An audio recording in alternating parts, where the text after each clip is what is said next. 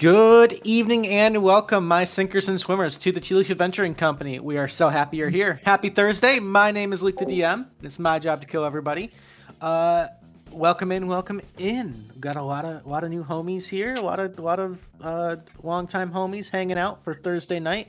Tonight we've got some beginner tier action going on. So some new players, some recruit characters, all going on. We're gonna kind of do some Guardians of the Rift plotline type stuff tonight. But before that, as always, we're going to get you through some quick announcements just to keep you up to date on all things Tealeaf Adventuring Company, and then we'll get right into the game. As far as the schedule goes, we do have a backstory date. So next Thursday, I'm getting an echo from someone. Sorry. That might be, there we go. Okay. We're just in the same room. We do have a backstory date, so next Thursday, talking about getting them lined up. Next Thursday is going to be the Bosif backstory mission. We're going in the hole, so Mr. Melvin's character. It's going to be interesting. We'll see how that goes. I gotta do some thinking on that one. And then we're thinking, so that's going to be. Let me pull up my calendar here. So that's Thursday, March 5th, is the backstory mission. We're thinking tentatively March 12th, more hero tier, maybe wind up that Wee Woo hero tier mission. So hero tier folks, if you're listening and out there, maybe we'll see. I'll post in the Discord, don't worry. Other than that, though, we've got an open schedule. Nobody's cashing backstory missions except the one. So we're gonna roll with it and keep going. Still haven't locked down a date for our Buckoverse one-shot collab with the real Bucko and his community yet. Just kind of trying to. There's a lot of interest, and so we're trying to kind of find a system that's going to be most fair for everybody. Because we want to have 5 players, and I don't know. We might end up making this like a more than one shot type thing, but for now we're still working out the kinks. But it'll happen at some point. I'm going to kick it over to Merchmeister PengyRAGE for some merch updates. So we have the TED calendars in the shop, and we've got plenty of other fun goodies that have been there, but like always good to go check it out, see if something catches your eye. The calendars are so. I'm going to get mine real quick because they came out. They're such high quality. Like they're actually kind of like big. But like, I don't know, they're like nice and glossy, like really high quality ones. And I dressed up like a fucking lobster demon, so go out and buy one. Yep. Like it's just a goofy time. They were a very good sport. It was great. It was a great time. It was a good time. They're lovely, so go check them out. Yeah, I know it's already almost March, but they're still good for like 3/4 of the year, so you're good. Yeah. And then like Pengy was saying, we got mugs and hoodies and all sorts of other awesome stuff there too. So definitely an exclamation point store there. Check out that Etsy link and do some shopping for yourself because you deserve it. I didn't get any updates from our socials manager, Mr. Melvin. So socials is quiet. Hey. Oh, he's coming. Oh Lord, he's coming. Oh, he's coming. Wait for it. Get out of my way. It's my time to shine. Okay. Okay.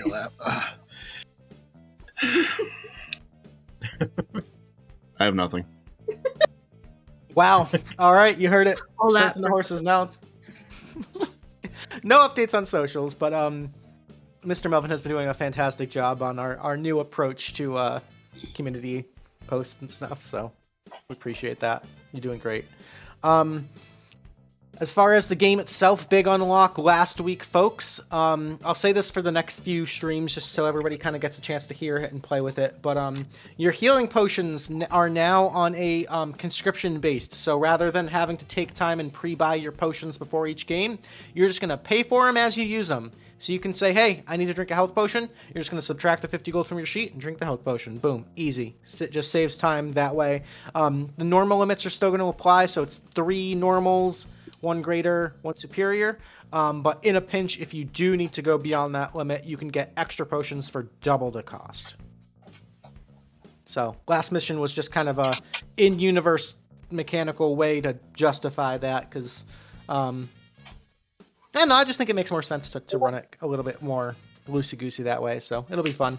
Other than that, voice in my head, do you have anything you want to bring up or touch base on?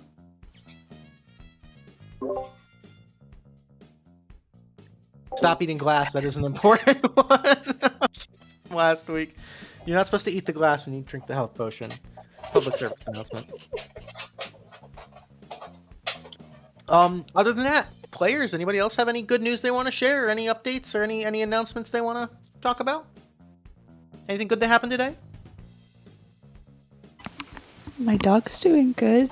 She swallowed a toy duck like 2 days ago, and I wasn't sure if she was going to be okay, but she's doing good. Oh, that's amazing. I'm trying to Anybody think of something. You don't have to just... Oh, I like to open up the chance. Yeah. No, it's nice. None of you got shit on today. That's none a of good us one. got shit on. Yeah, I'll take that one. Yeah? Melvin got shit on, so Yikes. don't like being in Melvin's shoes. Mm. Alrighty, folks. In that case, we have delayed long enough. Let's get into tonight's mission, which will begin, as they almost always do, in the beautiful free city of Kadoria, on a lonely peninsula to the north of the Midnight Sea, on that prime thoroughway drag known as Avandra's Alley, just as it turns right and to the south onto Melora's Way. In that central town square known as Ava's Piazza sits a beautiful 3-story mansion, which now serves as the Tealeaf Adventuring Company Guild Hall. It is a surprisingly sunny and warm winter day. There's lots of drips and drops of icicles melting off of the rooftops of buildings. But for the most part, the sun is shining, and it's the first little whispers of spring, and spirits in the Free City are relatively high, as there hasn't been any calamity or catastrophe befalling the city in at least 6 months at this point. So people are going about their daily lives and going through their business. We'll say it's about 9 in the morning, just about breakfast time in the Tealeaf Adventuring Company Guild Lounge here, as we kind of zoom in onto our heroes. All happening to be hanging out in this lounge, as this sort of magic of this place serendipitously puts people in the exact right spot at the exact right time. You guys are kind of going about your daily business. We can go around the horn if people want to share what they'd be up to on this particular morning. Harry, what are you having for breakfast? Or are you reading anything or doing any sort of morning activities? Let's start with Rosie. Let's kind of go in order there. I would say Rosie's eating some breakfast this morning. Probably Okay. some ham and eggs, maybe. I don't know. Sounds yummy. Ripping through the ham. Goblin mode. Yeah. Still wondering why the heck Uncle Lester was in town recently, funny. but Amazing. having a good time eating breakfast. Alrighty. And what about you, Val? Well, Val is, well, probably something similar. He's enjoying himself some biscuits and gravy, though. Does have that new little cigarello of his from Uncle Lester tucked behind his ear. Appreciate that. Could help with dinner later. No, he's just hanging out, looking forward to the day, seeing what the next 24 hours or so bring. All right. What about Periwinkle? Well, Periwinkle is finishing up a cup of tea and kind of slowly leafing through a book that she's been working on for a while, reading on and off, but occasionally getting very distracted. She's sitting by a window and keeps looking up and looking out at the day and looking back at her book, taking a sip of tea, reaching for the tea on the table and missing it because she's looking in five other directions. Just kind of absent-minded, slow, Cute, lazy cute. morning. Alrighty. And what about Gwyn and Rue? Gwen is also sipping on a tea this morning, and she is doing her best to ensure that Periwinkle's tea does not spill everywhere. Cute. Placing Rue at the same table as Periwinkle and Gwyn, also Aw. having tea. She's probably got like a cookie or biscuit or something that she's dipping in it. And every odd once in a while, she'll glance out the window to see what it is that Periwinkle's distracted by. One of the beautiful perks of living and working for the Tealeaf Adventuring Company, while you're in this lounge, you can just think of any beverage or food item that you want, and magical unseen animal servants will deliver that food for you, freshly cooked. It is a very enchanting place and a very, very good, sort of often forgotten about benefit of this place. But you guys are sitting enjoying your tea. And you guys would watch as a familiar face here in the Tealeaf Adventuring Company, the doorman and everybody's favorite bard, Amnesty, kind of comes marching across the piazza, kind of looking damp and sullen, and kind of marches across the front lawn up the steps and kind of comes into the front door. You kind of hear the door open, and a few moments later hear some footsteps, and the door to the guild lounge opens, and you see Amnesty, this red-skinned tiefling individual with his robe of scintillating colors, absolutely drenched. You kind of hear the squelching of like water in his boots as he kind of walks over, kind of stands in the middle of the lounge and kind of looks around. Goes, well, shit. He snaps, and with a sparkle of magical energy, he kind of dries himself off and goes, hey guys, anybody been north recently in like the last few days? I'm gonna guess you have. No. Yeah. So I heard talk around town that like a new river just appeared coming out of the Howling Wood to the north. Yes, Or like I a heard that too. flood or a lake. Yeah. People have been talking, like traders and wanderers and stuff. And so, I had some business up there anyway, and so I decided to check it out. And oh yeah, it is very wet up there, like unnaturally so. I don't really know what's going on, but we could be some good Samaritans, some good Kadorians, and go and just make sure there's nothing too crazy going on. Maybe help out with the cleanup effort. It's not the most like exciting mission, but I'm sure townsfolk would appreciate it. I mean, I'm down. Yeah, sure. Yeah, Rosie, are you from the Howling Wood? I think so.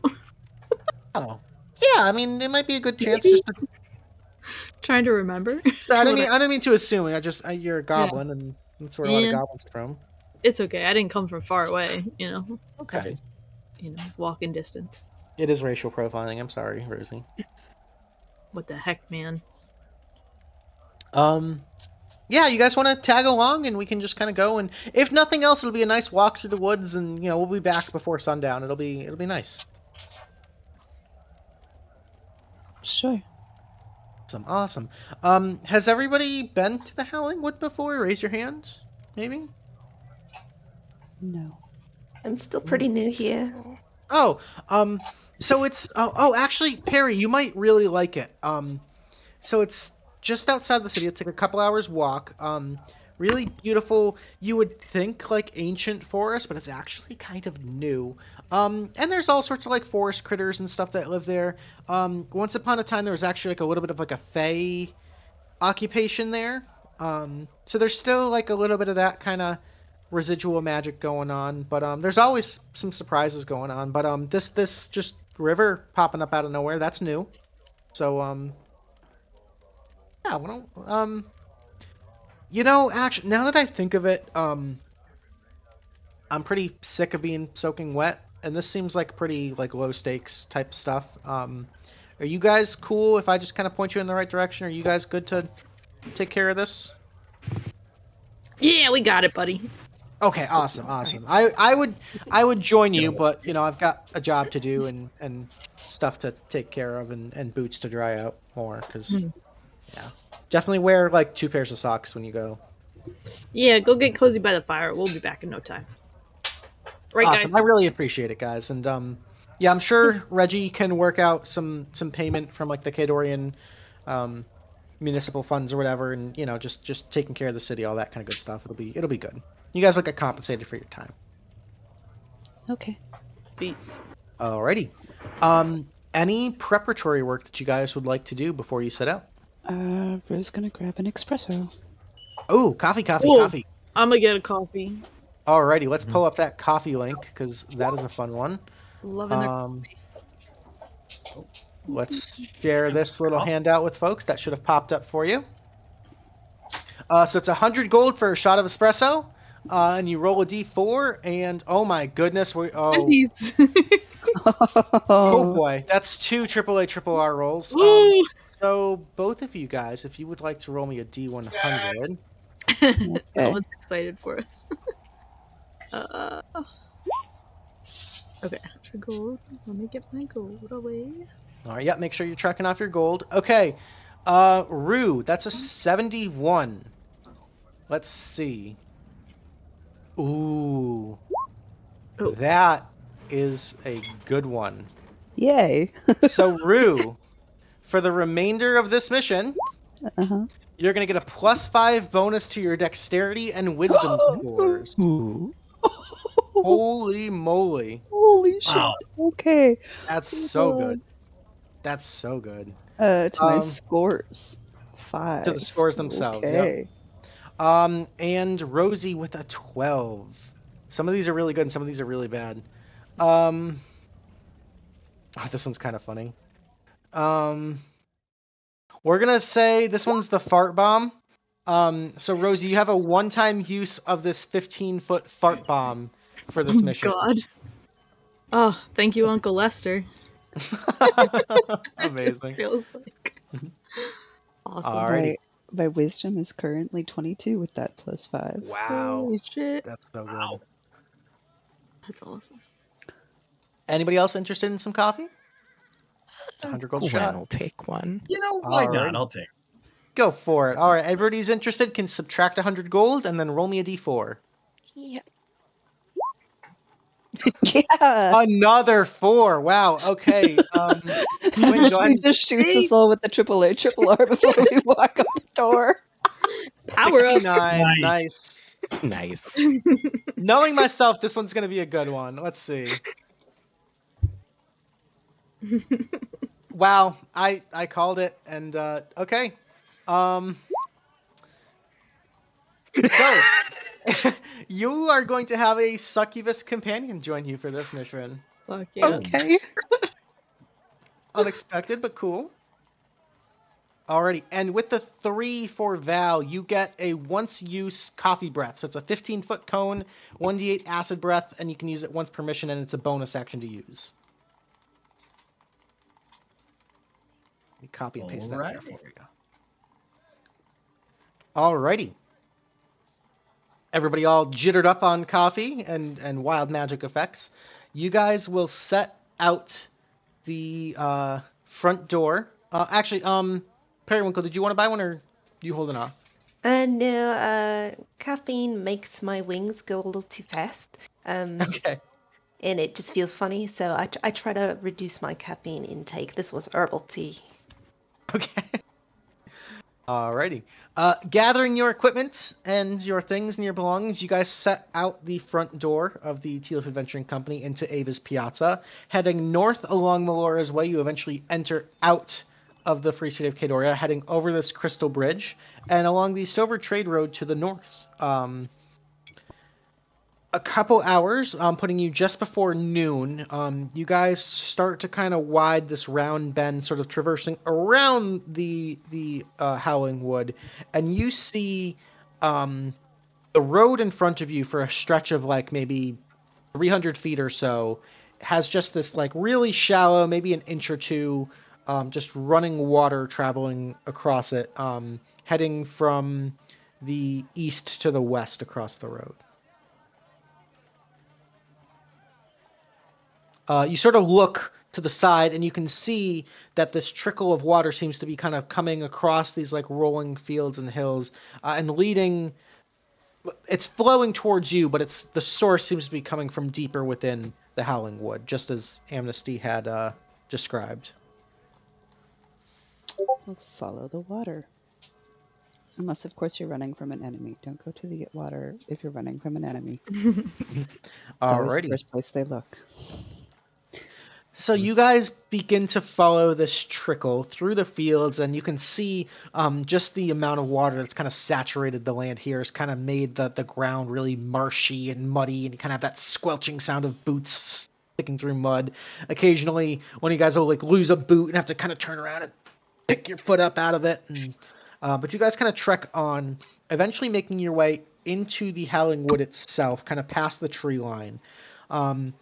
As you guys progress for the next hour or so, you'll notice that this sort of trickle, this sort of like widespread flooding, kind of begins to become a little bit more concentrated, and the water kind of begins to get deeper as you go. So you can sense it's sort of like starting from a concentrated place and sort of like spreading out and thinning out as it exits the woods. You guys are getting closer and closer to the source of this river.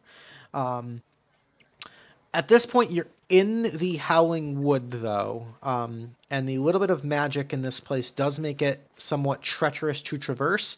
So I would like one person in the party to volunteer to sort of spearhead the bushwhacking here, because you guys are kind of going off the beaten path here.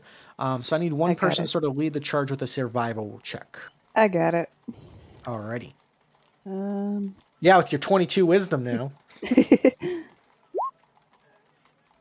Oh, a natty no, the one. nat one. Is anybody assisting Rue in this? Yep. I'll help her out with it. Alrighty, so Rue, you can either re-roll with advantage, you can roll again with advantage, or Val, you can roll your own survival check. It's up to you guys. Come on, you got the big plus. Take another shot. All right. Alrighty. Rue getting momentarily distracted by this sort of like really beautiful but very unnatural sudden kind of flooding river. Val, you kind of wizard. you kind of keep the party on track and make sure no one gets kind of swept away in the river. And you guys continue until you get to a river at its sort of narrowest point.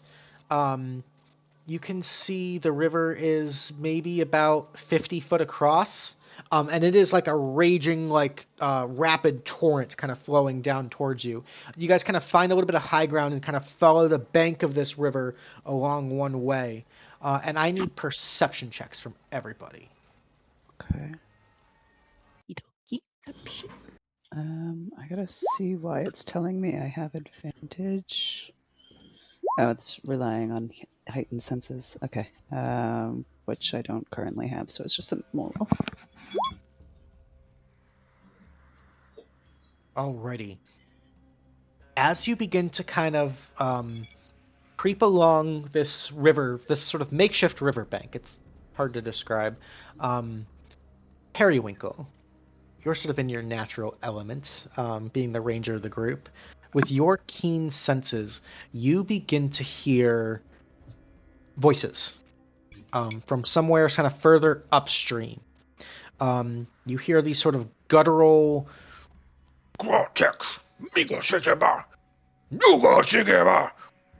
they're speaking... Do you speak Goblin by chance? No. No. Okay, so there's sounds like 3 distinct voices in a language that you do not understand. But it sounds like, as you kind of tune in, it sounds like it's actually coming from across the river. The sound's kind of carrying over this river. So we should all maybe try to stay on this side of the river, and be as quiet as we can, because there are definitely some people over on the other side over there. I don't know what they're saying. They sound a little aggro. I don't know. But I think we just we stay on this side. Maybe they stay on theirs, and we go on ahead, slowly, carefully. Maybe. Sounds fair to me. Alrighty, if that's the case, I need everybody to roll me a stealth check, please, as we move over to the first map of the night. Oh. Alrighty, so you guys are going to be in the bottom left-hand corner there. As you kind of quietly, softly approach the edge of this riverbank, looking across the river, you can see there are 3 bugbears currently have a small campfire on the riverbank, and they seem to be arguing amongst themselves, kind of shouting in a guttural language. And you see them occasionally point back to this glowing purple hair in reality, kind of in the middle of this lake, this open portal that is just actively gushing out gallons and gallons of water. You get the sense that this tear is the source of all of this water. It's just almost like this giant pump just flooding out water. Rosie, in your excitement, because being a goblin, you understand these bugbears as they're arguing about how to best handle this. You hear one of them kind of going, "I'm not risking my life to swim in there. Why don't you 2 bumblenuts go and stick your head through that portal?" He goes, "Fuck you, mate. I'm gonna stay here and have some good fishing. You seen the size of some of them friggin' fish coming out of that portal? We could eat for weeks." "Well, you know, it is a good thing. We can make the best of a bad situation, but if this river gets any more water, we're gonna have to start packing up camp and maybe looking to relocate our village." They sort of seem to be discussing amongst the 3 of them, and in your excitement, Rosie, you're kind of like rushing to the edge, and the rest of the party kind of has to like hold you back so you don't blow the cover here. Guys, they're just talking about the friggin' that thing over there. That thing leaking all the water. The thing. They're not actually aggro at all. They're just like upset. They don't know if they're gonna have to move their whole village. We'll be able to help them. They might be able to help us we might be able to do it together. Together. Rosie, make me just a nature check. You got it, boss. Can I guidance that, Luke? I would say this is a mental check. I'm going to say no, but this is just Rosie recalling information. Okay. Rosie, you being, we'll say, maybe being from the Howling Wood, you would know that bugbears in general... Oh no, I meant the spell guidance to give her a D4 on her check. Oh, yeah. Go ahead. Okay. So you can roll a D. Yeah, you can go ahead and roll an extra D4 to the 19. Okay, so 22. These bugbears at the moment don't seem to be aggressive. They seem to be more curious or aggravated. You would know in general, though, that they're very much sort of a tribal folk here in the Howling Wood. They're not super welcoming to outsiders. That's not to say that they'll attack you on sight, but they might not be the most like amiable to work with. Although this is a very unique circumstance, so just something to keep in mind as you're eager to kind of help and get their help. You're like, maybe proceed with caution. Okay, I would relate that to the group. Okay. I'd be like, oh well, we'll see how they do, take it step by step. As you continue to listen, you hear the bugbear, the biggest and burliest one goes, kind of grabs this long, like walking stick, kind of filed to a point, like a makeshift spear. Goes, "Well, I'll tell you what, we're not leaving here until at least one of us pokes their head through that portal. I'm the leader. I say you gotta do it." "Fuck you, you're the leader. If you're the leader, why don't you go and risk your neck sticking your head through the portal? I'm here to just fish and mind my own business." And they continue to kind of yammer back and forth in Goblin. So Rosie, you're kind of translating in real time the best you can, trying to keep up with them. Rue's gonna keep her stealth if possible and start heading down this way. All right. Stick to the bush. Okay. Everybody else, what are you guys doing? No, I can only move 15 feet. Never mind. Hold on. Yeah, you're at half think- movement if you're stuck.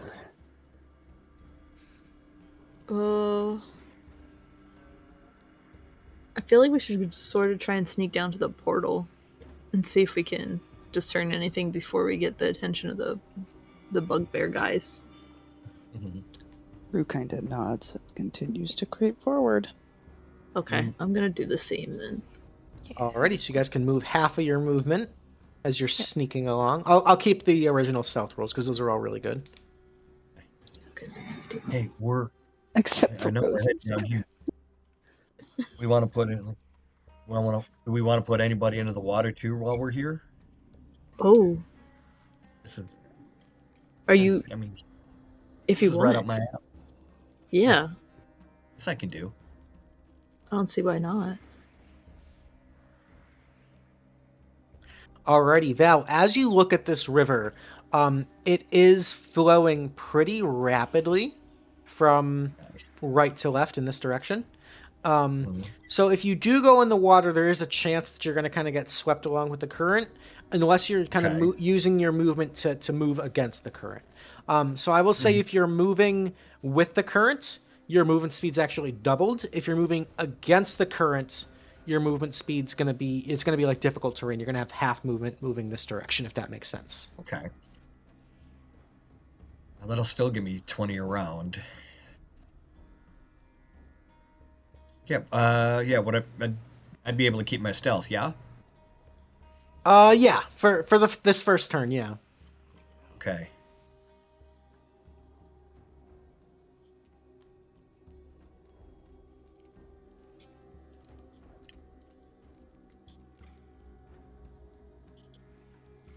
Okay, so I can at least get 5 feet of water move. Okay. Sorry. Let me get you your proper token there, Periwinkle. I see you trying to click it, and I forgot that I have the wrong token there. So you should be able to move it now. I was gonna say I practiced this beforehand this time to make sure it worked. That's on me. That's on me. Anything specific you want to do, or you want to kind of just creep up with the group? I'm just gonna creep up with the group. I like the plan. Okay. And Do you have a token for the succubus companion? I There. totally forgot about that. Thank you.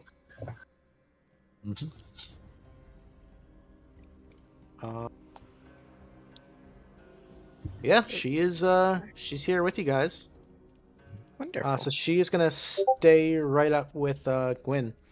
Okay. Rosie, anything on your end, or did you already move? Oh, I moved my half speed. Okay, cool. All right, Val, as you kind of very carefully lower yourself down into the water, the second your foot hits and kind of breaks the surface of the water, you all hear this like guttural splashing sound, and almost spitting up out of the portal suddenly is a creature that is very much unlike anything you've ever seen before. This ugly monstrosity. It's almost like a floating brain with a beak and tentacles, kind of comes squawking out, splashing water everywhere, just kind of like belching out of the portal. And you guys all hear this crackling sound of gunfire as just behind it, kind of falling out of the portal, gun in hand, is this fellow. A humanoid, bipedal, hippopotamus-looking fellow with a petticoat, a musket, and a monocle. Aimed and leveled, you can see the smoke bellowing from the rifle, shooting towards this alien thing, immediately catching all of your attentions as well as the attention of the bugbear. I am going to need all of you guys to go ahead, click on your tokens, and roll me some initiatives.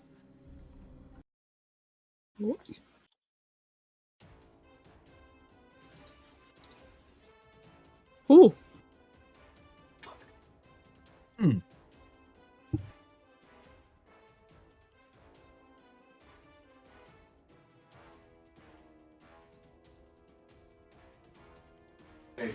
Alrighty, we have a Perry, we have a Rosie, we have a Gwyn. We don't have the succubus. We do not have the succubus. I'm gonna have to say the succubus is gonna share the initiative with Gwen, just because it's kind of like your thing. Yeah. All good. And we've got a Val. Okay. So right off the top, as we hear this cracking of gunfire and see these two very strange entities pour out of the portal, Rue and Perry, you guys are shared in initiative. So if you want to wombo combos or anything, or you can divide up your turns however you see fit. Is that Go Rosie? ahead, Perry. And Rosie. Wow, 3 of you guys sharing initiative. Mm-hmm. Okay.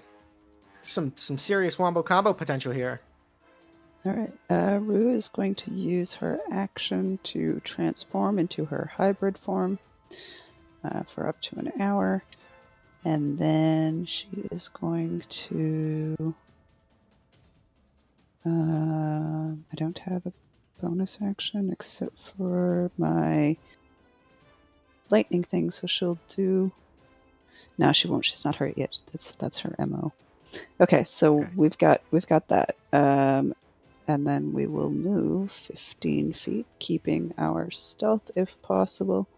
So I'm gonna say if you're moving now that sort of the cover's been blown, it's gonna require a new stealth check. Okay.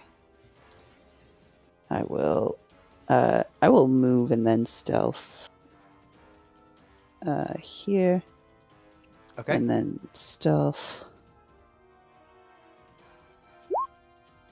Okay. So you kind of quickly dash, kind of hide behind some of the shrubberies here along the side. You feel pretty hidden. Mm-hmm. Alrighty. That'll be Perry and Rosie. Rosie will. Let's see. Sorry. I think what Rosie would like to do is I'm going to run my 30 feet. Okay. 5, 10, 15, 20, 25, 30. I guess there's not really anything to hide behind there. Yeah, you're pretty out in the open at that. And then I'll just Eldritch Blast the big brain guy.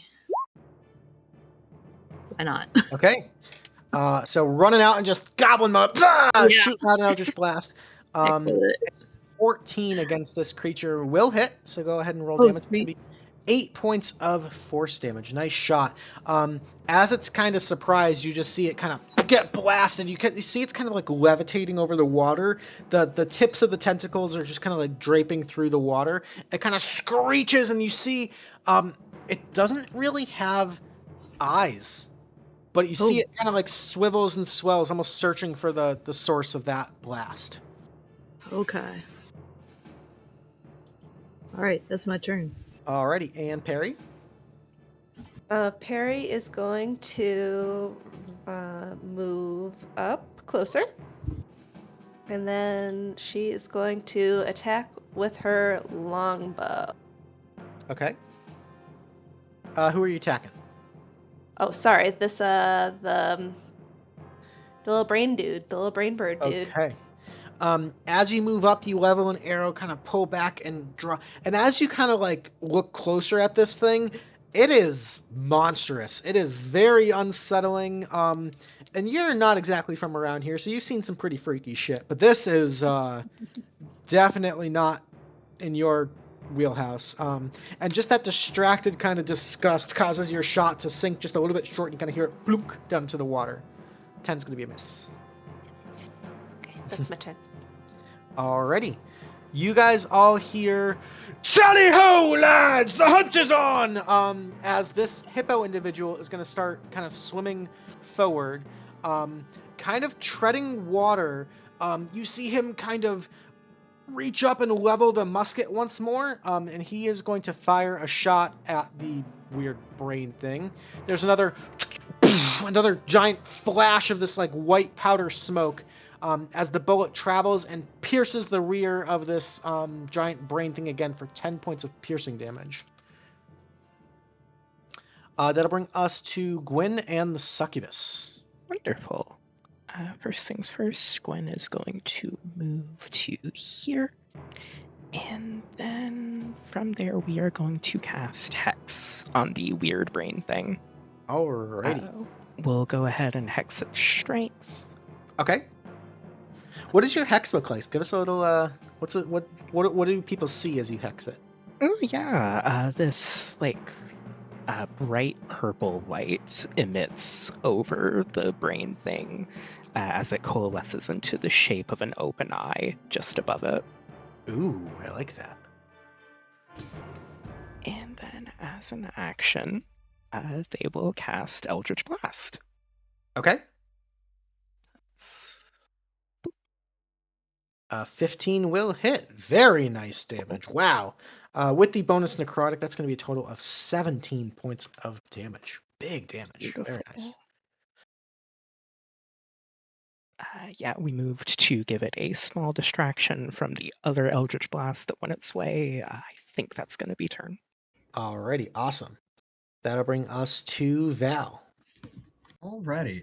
I would like to 20, 25, 30, 35. How high up out of the water is this rock? So that appears Enough I just can- you could climb up on top of it pretty easy and stand and not get swept away with the current. Okay. And then how high up out of the water is the crazy beak brain thing? So it's pretty big. I would say it's kind of like just on the surface of the water, but it's maybe another 6 feet tall or so at its highest point there. Okay. I'd like to kind of swim downriver and get up onto the rock. Okay, kind of using that little bit of a current to get that little extra boost there. Very nice. Okay. And then I would like to bonus action summon my Tentacle of the Deep. Ooh, okay. Why not? Fight tentacle with another tentacle.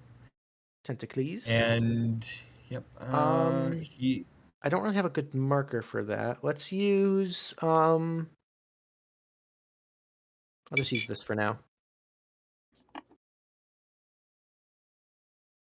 All right. So where would you like to put that? I would like to put it right here in front of it. See if we can slow it down. And then as part of the summoning, it's going to try to attack the beak brain. Okay. There we go. Natural 20. Oh yeah. That's what we like to see. For 15 points of, and that is cold damage. Let's see here. Yes. Yes. Okay. Yes, that 15 is all points. cold damage. Very nice. And then I'm going to, as an action, I'm going to go ahead and cast Eldritch Blast. Okay.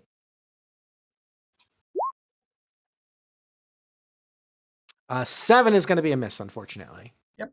Yep. Just going to skip over the water and miss him completely. Alrighty. All right, That'll be it for me. That's going to bring us to the giant brain creature. You can see it's kind of like with each successive hit and the shots and the blasts, it's kind of like losing a little bit of altitude. It's like fighting to stay afloat. It's going to hover up 30 feet and it's going to get right up next to you, Val. And it's going to make one tentacle attack and one beak attack at you. So the tentacle attack first is going to be a 10 to hit. It kind of like, out of desperation, kind of like lashes out with these horrible, like almost brainstem like tentacles. It kind of flops onto the water, kind of pulling itself closer with this giant beak. It's going to strike out at you. That's going to be a natural 1. It is looking very bloodied, very hurt. It is almost a pathetic sight as it kind of gets right up close to you. That'll be it for its turn. You see these bugbears immediately kind of like jumping to action, sort of like watching. You see these two are going to run up and throw javelins at the brain creature. So one javelin each. The first one is a miss with an 8. The second one will connect for 7 points of piercing. As it kind of runs up, aims and throws, you see this giant, maybe like 3 or 4 foot javelin pierce into the side, and you hear this horrible, this unworldly death rattle as the bugbear gets the killing blow here. You hear this hippo creature go, "Hey, That's very unsportsmanlike. That was my hunt.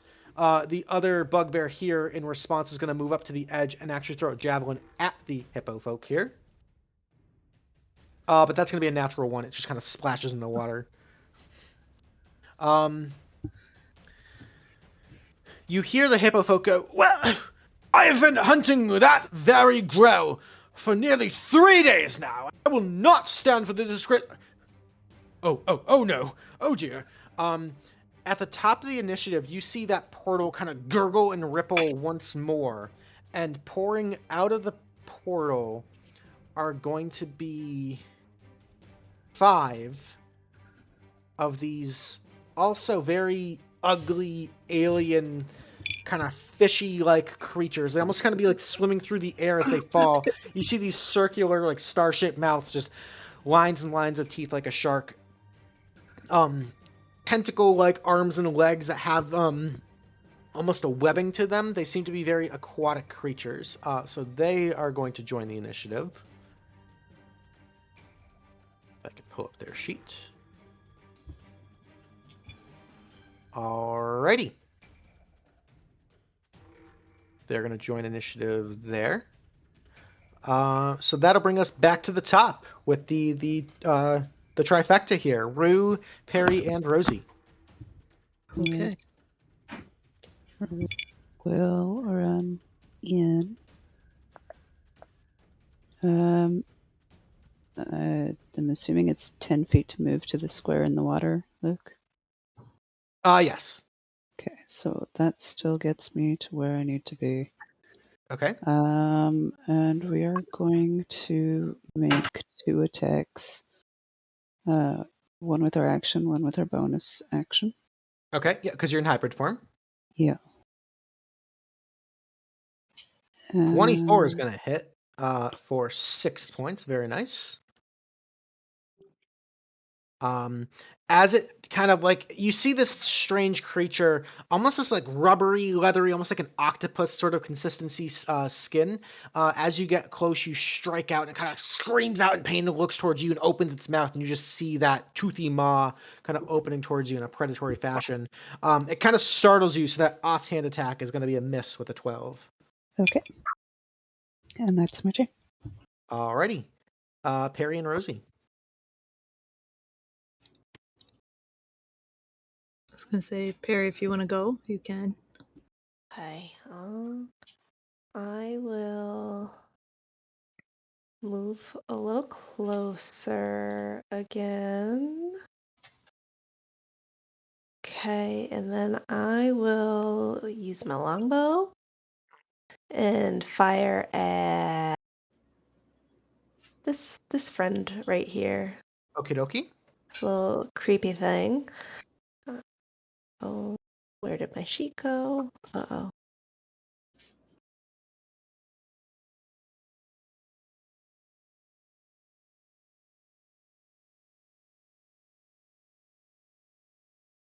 You got it? I closed it accidentally. Hold on.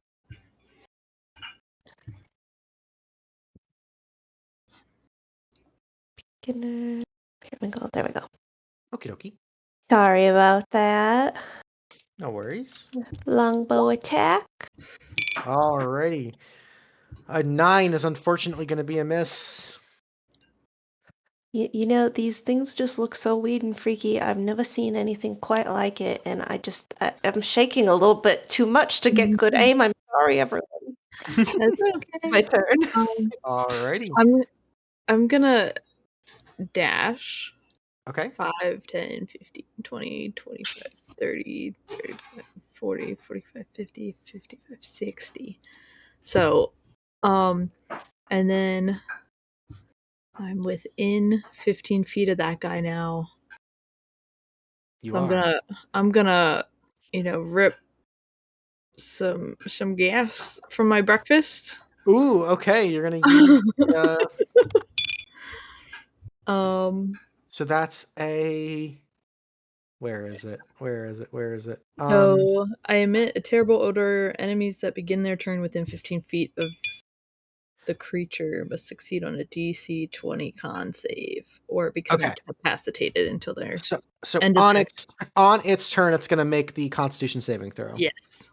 Okay. And then I have something called Awakened Mind, It's like which a I telepathy. forgot about. Yeah. I'm gonna try and be like, "What's your deal?" Like To who? the guy in front of me, or in front of Rue, I guess. Okay. Because I don't, 30 feet of me, so I wouldn't. I don't think I can reach. Not quite Okay. that bad yet.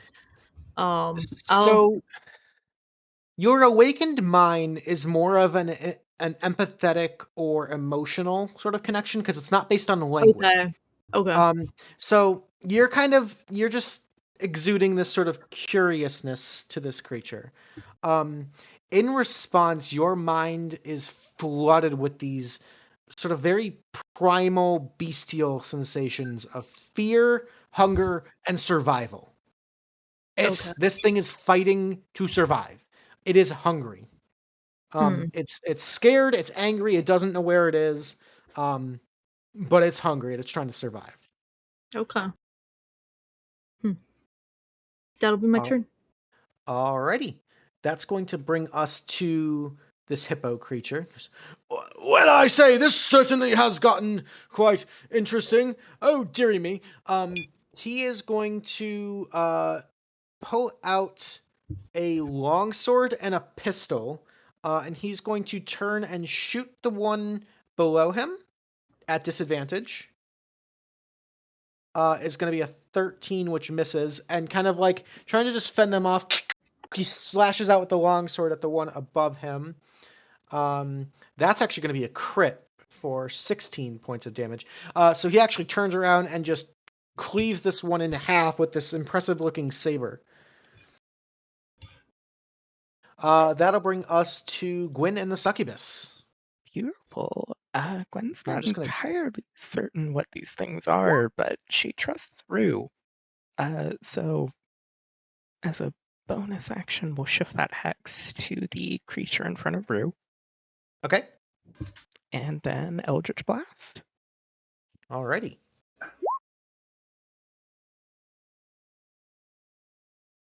Uh, 18 will connect.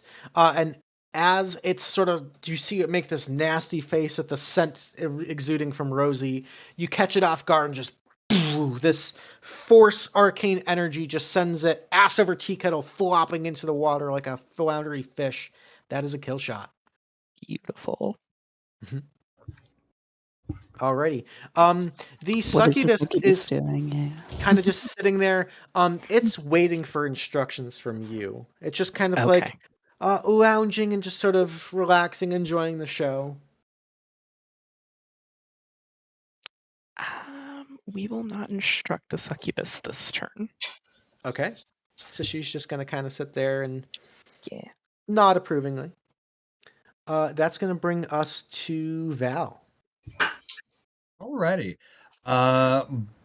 With my bonus action, I'm going to wave my tentacle 5, 10, 15, 25, right up in between here. It gets 30 feet. So Perfect. And then the tentacle, as part of the move, is going to take a swing at the fella right above him. Okay. 20 is going to be a hit for 9 points of cold damage. Nice shot.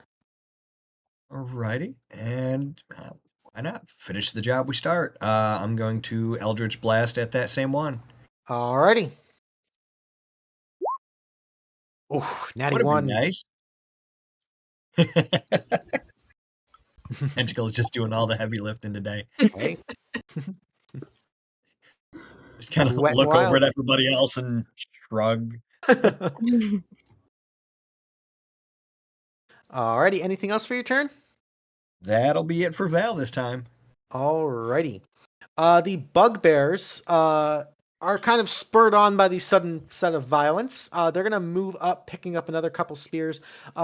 These two are going to throw javelins towards you, Val. Oh. Not cool, bros. First one's going to be a 22 to hit. That'll be 4 points of piercing damage. That'll be 4 points of piercing damage. The second one is going to be an 18 to hit. Believe that gets through. That just misses. Really? Wow. Yeah. Yep. Very nice. Oh, because of the infusion. Infusion coming through. Saving There the you day. go. There you go. Okay. Yeah. Alrighty. So 4 points of piercing damage from the one javelin. This one over here is going to continue to throw them towards the hippo creature. He's actually going to connect for 5 points of piercing on the hippo creature. Quite rude, I dare say! That'll bring us, the Grell is dead. So that's going to bring us, did I not do the...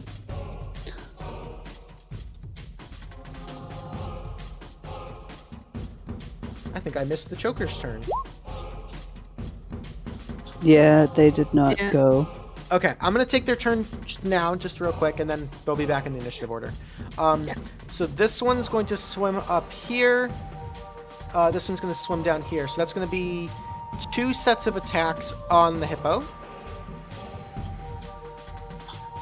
So the hippo is going to take 7 plus 12 is 19 points of damage, and you see these two things almost wrap around it and like are trying to asphyxiate it. This one's going to make its series of 2 attacks against you, Rue. The first attack is a 15. No. Second one is going to be a 12. No. Alrighty. You see it moving faster than you would anticipate. As it sort of shifts and kind of doubles around behind you, it is going to use its aberrant quickness feature, and it's going to make 1 extra action on its turn. So it's going to make 1 more multi-attack on you. Okay, first one's question. Yes. When it moved within 15 feet of Rosie, you have to make that save for... You are right, yes. So he has to make the con save. Yes. Mm-hmm. Which he does get a natural 20 on, for a 21. Darn. So the third attack against Rue is going to be a 23 to hit. That one does hit. That's going to be a total of 8 points of damage, and I believe that's halved, right? It is.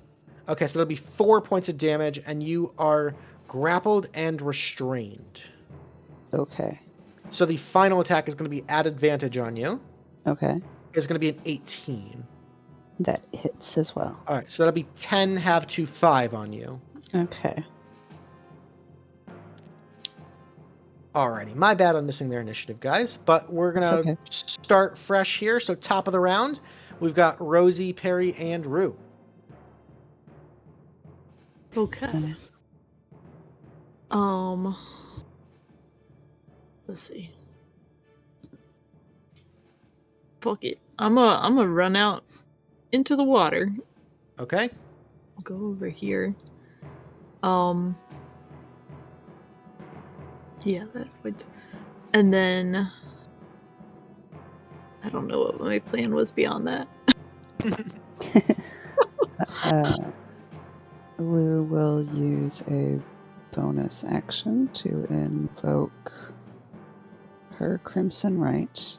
Okay. While activated, she takes a d4 of necrotic damage, which cannot be reduced in any way. Nice. But basically, she just like the gash from its attack. She like wipes her hand across it, and lightning sparks across her claws. And she just kind of chuckles and goes, "Thanks for the fuel." And then make an attack with that claw. I gotta go turn that on. Hold on. And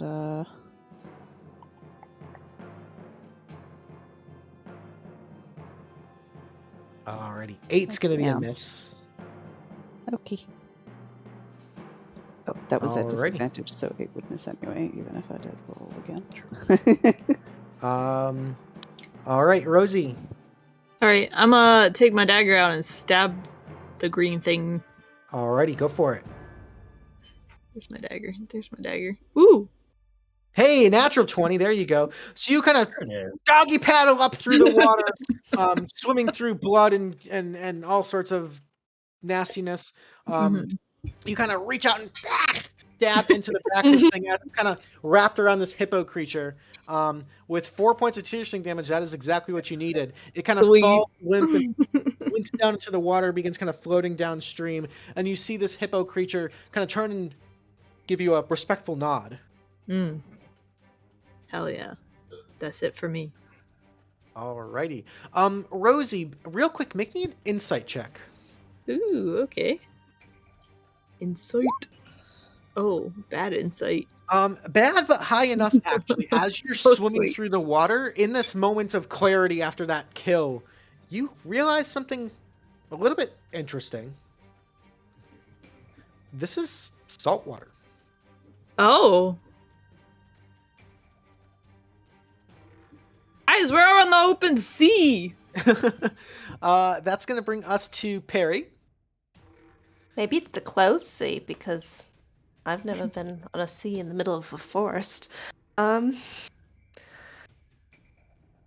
feel like that hippo guy has not attacked us yet. Is that right? He seems to be like moderately. He's the only friendly? thing that's spoken common, and he seems to be defending himself at the moment. Okay. I'm going to keep inching forward a little bit. Okay. And I am going to take another shot with my longbow at this creepy thingy up here. Okay. Can I shoot at that without hitting the hippo guy? Yep. Okay. Okay, attack with my longbow. There we go. There we go. A hit. So you kind of knock an arrow and kind of arc it up and over, so it kind of falls, avoiding the hippo, piercing kind of like right through the top of the head. You also actually clip through this creature's ear and kind of pin it to the shoulder. 9 points of piercing damage. It is looking very hurt after that attack. Nice. And does that have your archery fighting style added? Do you have the little +2 damage checked off? It's checked off, so I'm assuming yes. What's your dexterity score? It Or your doesn't dexterity say modifier. that it does. If you hover Yeah. over the damage thing, it has. Yeah, so I think you get an extra 2 damage to that. Or is that to the... I'm sorry, that's to the attack roll, not to the damage roll. Okay. What's up, baby? Do I need to click that 2 fighting style thing in order Once- to apply it? No, it's there. Yeah, it doesn't look like you got it on your attack roll. You get It's it. got You the have it dex on. She's got it on the attack roll. She doesn't have it on the damage. Is it to the attack roll? Let me... Archery. I think, yeah. +2 to attack rolls. Okay, so you're more Yeah. accurate. You don't do more damage. That's my misunderstanding, so I apologize.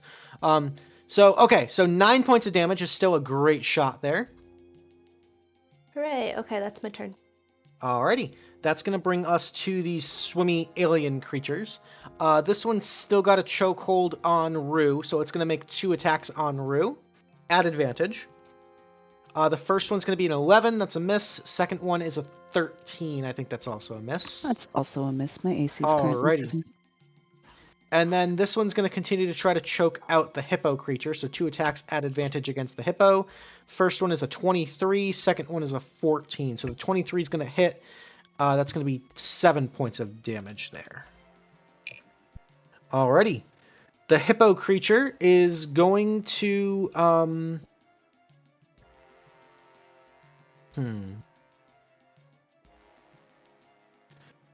He's grappled and restrained, so his movement is 0. He's going to attempt to break free, just kind of brute force shove out. So he's going to make an athletics check, and does manage to do so. He kind of just brute force shoves off. He is no longer grappled and restrained, but that is his full action to do so. That'll bring us to Gwyn and the succubus. Beautiful. Bonus action. We will shift the hex to the creature restraining Rue. Alrighty.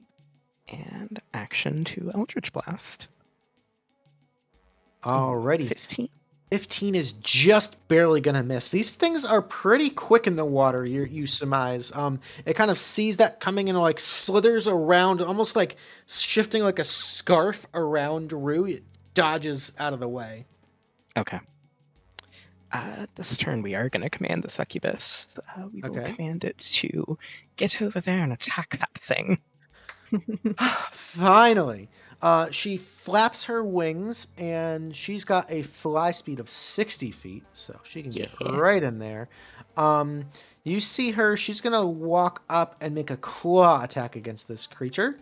A 17 will hit for 4 points of slashing damage.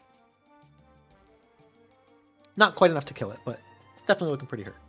Damage is damage. I believe that will be my turn. Alrighty.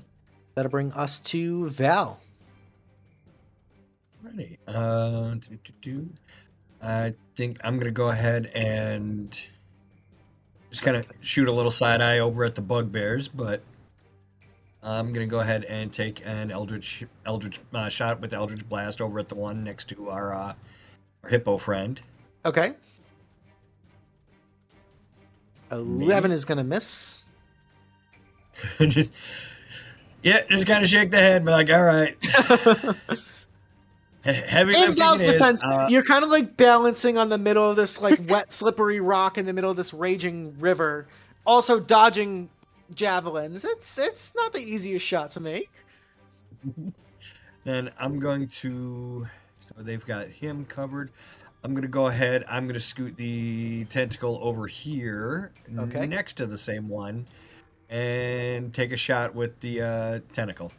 Okay. 8 is also going to miss. The dice rolls. He's wobbly on a rock too. It's okay, tentacle. We still love you. Yeah, it looks like that'll be it for me. Alrighty, that's going to bring us back to the bugbears. We're going to have 2 more javelins heading your way, Val. 7 and a 21. 21, I think, makes it through. Yep, the 21 will make it through. That's going to be 8 points of piercing damage. They kind of pulled a dodgeball where one of them kind of like lobs a soft shot that makes it, you're dodging that one, not paying attention to the second one that catches you right in the rib. That's going to leave a mark.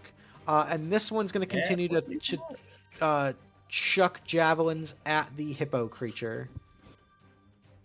22 is going to be another 8 points of piercing damage on the hippo. Owie. I say, this is most ungentlemanly. That'll bring us to the top of the initiative. This is round 4, so Rosie, Perry, and Rue. Let's have Perry go first this time. I don't think you've gone first yet. So the bugbears are attacking Val? Yeah, so these 2 right here are throwing javelins at Val on the rock, and then this one over here is throwing it at the hippo. Well, I'm gonna take a shot at the bugbears who are attacking Val because that's rude. And Okay. he's just on a rock. There's a creepy water thing over there. What the hell? So I am going to take a shot at this guy Okay. with my longbow. And why do I keep closing my character sheet? If you double click up on the white part next to your name, it'll minimize it, and you can double click it again to open it. Know that I just have been doing it wrong. And now it doesn't want to load. Okay. Longbow. There we go. 24 will hit for 4 points of piercing damage.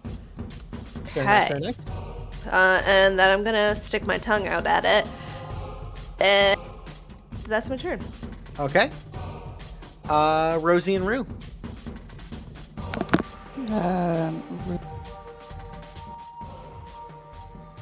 Is it a strength check or a strength save?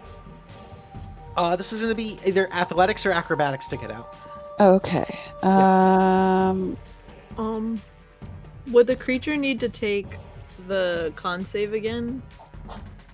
At the start of its turn, it will. Oh, sorry. Yeah. Okay. Okay. And it's an action to break out. Would I still have my bonus action to attack? Let me Yep, double check.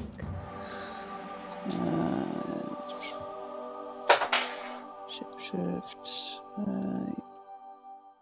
I just have to read my thing. When you use the attack action to make an attack. Okay. Nah, in that case, we'll just make those attacks even if they are disadvantage. Okay.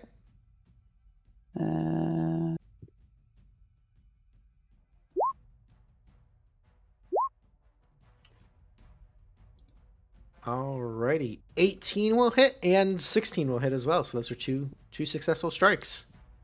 Alright. Alrighty.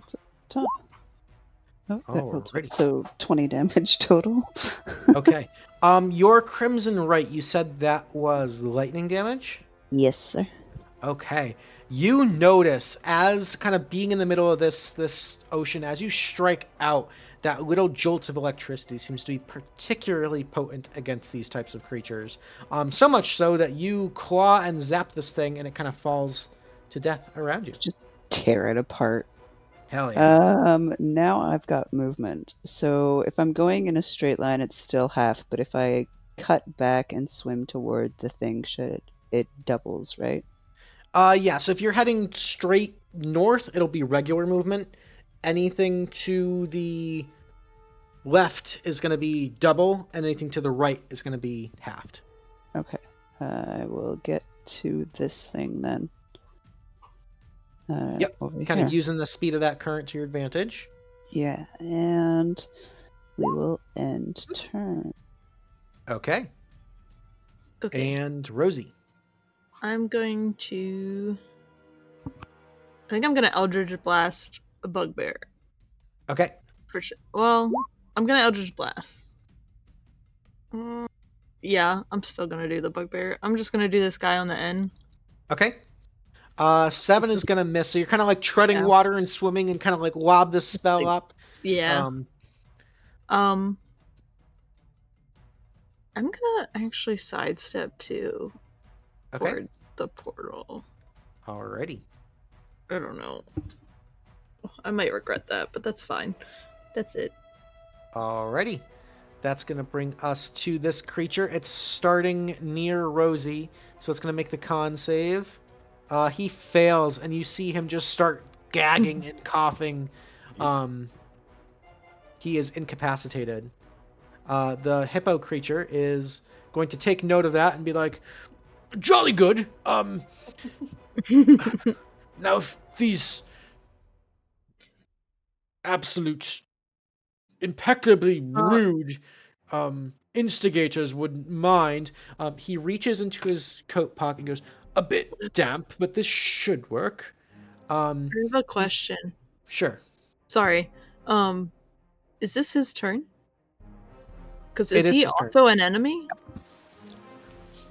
Interestingly enough, you would gather through that bizarre interaction, he is not considered an enemy. Okay. He reaches into his coat pocket and kind of shows off to Rue and Rosie and goes, I've been saving this for a special occasion. Lights it and lobs this frag grenade that's going to explode in a 20-foot radius. Bro, what? Hitting all 3 of them. So all 3 of the bugbears are going to have to make dexterity saving throws, of which all 3 fail. That's going to be Nerds. 15 points of fire damage. Wow. As an explosion erupts into the forest, you see some of the nearby shrubs and trees just kind of ignite into flame. Those bugbears are looking quite crispy. Yo, I don't know if we need to be disturbing I was gonna say the natural wildlife, but they're sort of people. They took my kill. I will not stand for such an indignant assault to my honor. But you just popped out of nowhere, man! That's going to bring us to Gwyn and the succubus. Yeah, Gwen is going to move here. we will shift hex to the last creature, Okay. and one more Eldritch Blast. Alrighty, see if we can finish this bastard off. Oh, Nope. 8 is gonna miss. Right. Then we will command the succubus. Please keep going. Anything. She's gonna fly over, and a 14 is also gonna miss. Damn. Okay. Alrighty, that's gonna bring us to Val on the rock. Alrighty. Healing potion. Bonus action or full action? Bonus action on yourself. Full Okay. action to administer it to somebody else. All right, then I am going to just go ahead and just read pull it out of the bag, read the label really quick, and just throw the whole thing in my mouth and start chewing. Eat in the glass. Okay. So because of the new mechanics, you can just subtract the gold and drink your potion. Unless you already had one from a previous mission, but I had one from a previous. okay. So it's 2d4 plus 2, so that's going to be 7 points of healing for you. Okay, there we go. 2d4 plus 2, yeah. 17. Thank you. All right, I'm going to take a breath, hop off the rock. Let's see. And then going straight, it's just straight movement. Yep. 15, 20 up on there, and then I'm going to go ahead and I'm going to pull the rapier out, give it a little kiss, and take a shot. 17 will hit. There we go. So that'll be a nice shot. 11 points of piercing damage there. That's actually just enough for a kill shot. Nice. Oh, beautiful. Okay. I think I have to be within 30 feet of that. And 5, 10, 15, 20. I still have 10 feet of movement. I'm going to give him a little kick as I go past and tuck right up next to his buddy here, the other one that was throwing javelins at me. I'm not a fan of. And yeah, just kind of square up and like, all right, we'll dance next. Alrighty. This bugbear drops its javelin and reaches onto its back and pulls out this giant, nasty, spiked morning star. Kind of like brandishes it in the hand, gives it a few tests, and he's just gonna swing with a haymaker towards you with the morning star attack. That's gonna be a 22 to hit. Okay. That's gonna be 13 points of piercing damage. His buddy over here is going to see a fellow landlubber and is going to get in on that action. He's going to move up and take a similar attack against you, Val. So Morningstar attack against you is going to be another 22 to hit. That's going to be 8 points of piercing damage. All right. Val is down. Oof, okay. Val drops unconscious. Lights out. Guerrilla radio. But that is it for their turns. That's going to bring us to the top of round 5 with Rosie, Perry, and Rue. Going downstream, I have sanity, so they can take an opportunity attack. This one's actually incapacitated, so he beautiful. I will get to up here. She is going to pull out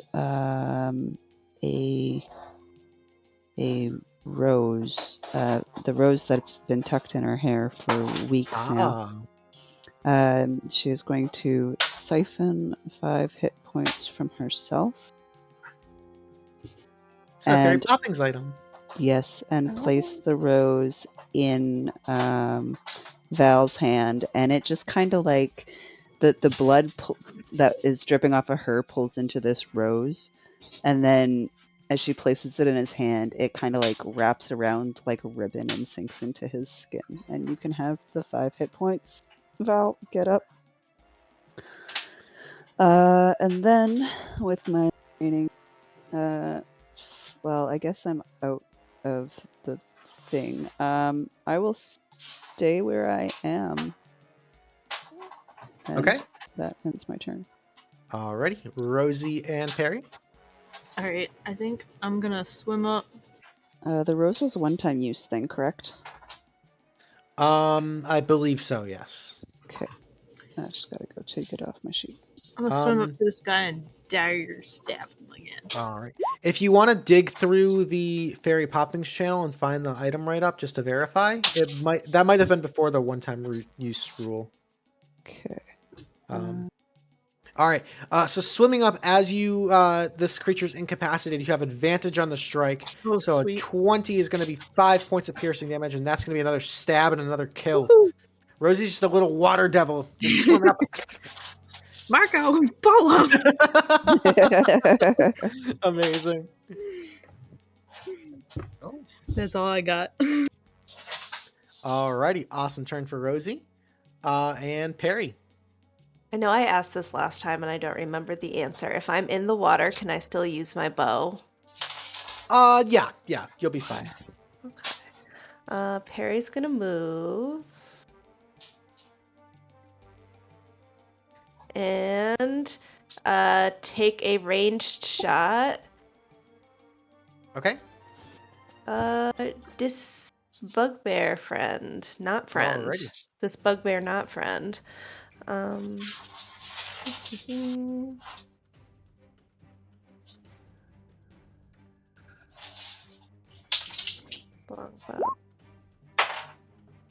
A 13 is gonna miss. That is a tough shot as you're kind of like swimming, trying to tread water and quickly get enough of your upper body out of the water to fire.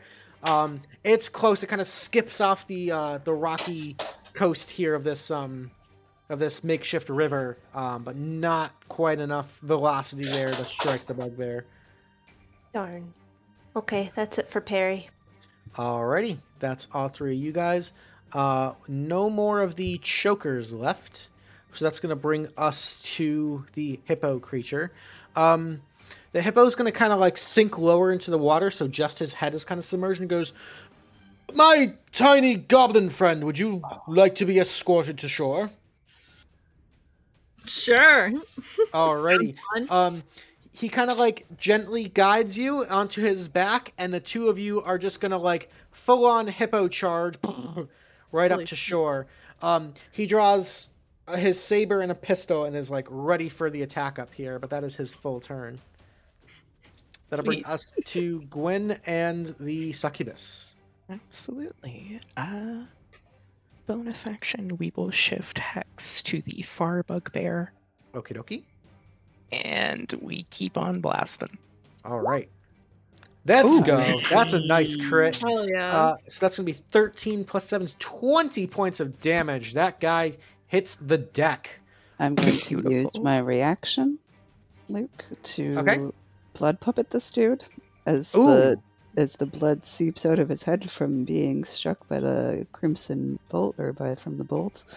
It's going to pull up like a noose around his neck, and he can make an attack at his buddy. Ooh, okay. I will not amplify it though, so it is not at advantage. Okay, so this grotesque use of blood magic as the creature falls kind of gets yanked back up taut by the bloody noose, grabs it, and just sort of in this unnatural twitch jerking motion lunges at its friend with the Morning Star.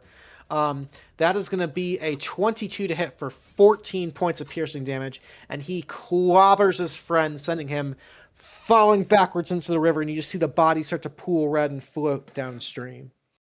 And with that, the immediate danger is over. I love it when the enemy ends up killing the enemy. That's fantastic. Since we're out of combat, can I run up to Val and cast Cure Wounds? You can. You guys are about to take a short rest if you'd like to hold on to your spell slot. Okay. Because Val is conscious. He's breathing. He's alive. Okay. Yeah. So the rose does reappear in Rue's hair. Yep. It was before the one-time use. I was like 90% sure, but I just wanted to know. Yeah. Okay. Because I know we Val's talked gonna about kinda look that down. item being special for Rue. Yep. Yeah. Okay. Yeah, Val's just kind of looked down at it, watches it reappear back out of his skin, and just gestures to Rue, hands it back. She'll Thank you. take it and tuck it in her. You're welcome. Well, I am quite thankful and quite lucky to have stumbled upon you lot on my hunt. Thank you very much for your assistance. Regrettably, I wish I had dealt the killing blow upon that grell. I've been tracking it for about 3 days now, but I must say I am quite perplexed. I have absolutely no idea where I am. You all seem to be locals. Could you perhaps tell me where I am at present? The Howling Wood?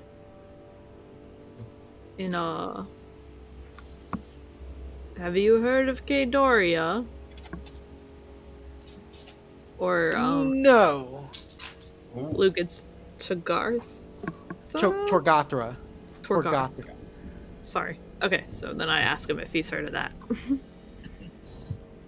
Do you mean to say that we're presently on the prime material plane? Yeah. Well, this is going to be a story for the lads back home. This is not where I expected to end up. My apologies, greetings, salutations. My name is Colonel Archibald Peppersnout, of the 4th Battalion. You see, I was on a customary hunt, trying to gather trophies for our hunting lodge, and I seem to have stumbled through this portal. I'm not quite sure how it ended up there, but what plane are you from? Me, you might know it as the Astral Sea. Oh. That's a long way, isn't it? In a ways of speaking.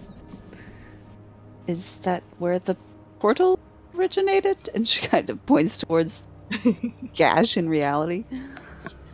I was back home hunting this creature when all of a sudden I saw a beast most magnificent, unlike anything I've ever seen in all of my years of hunting. Almost canine in its form, but ethereal, mysterious, and it rended this portal through which the Grell passed through. Now, portals opening up in the Astral Sea is not all that uncommon of an occurrence, and so I just expected this to be like any other hunt of astral-like being. And I ended up in this strange underwater realm. I dare say I might have ended up on the elemental plane of water. No worry for me, as I am amphibious in nature, and I can hold my breath for quite some time. But another tear ended up spitting us out here into the prime material plane. I've never seen a creature that could tear through the fabric of reality with such ease, but perhaps you lot on the material plane are more accustomed to these sorts of beings? I'd be fascinated to learn more about them. Well, I mean, it does explain all the water, then. Mm-hmm. Yes, that does seem to be quite unnatural for this. Oh, it is. For here, yes. Is that going to be a problem for you? Eventually. Yeah, we're sort of trying to figure out how to solve that problem before It definitely is for the ecosystem a little bit. Mm-hmm. It's a problem right now for the ecosystem. Us Gith, being esteemed hunters, do hold the natural balance of life in very high regard. We only hunt things that are overpopulated as a way to naturally cull and maintain that ecosystem in the astral seas. I understand your plight. I shall offer my services and assist in however I can to regain balance over your ecosystem here.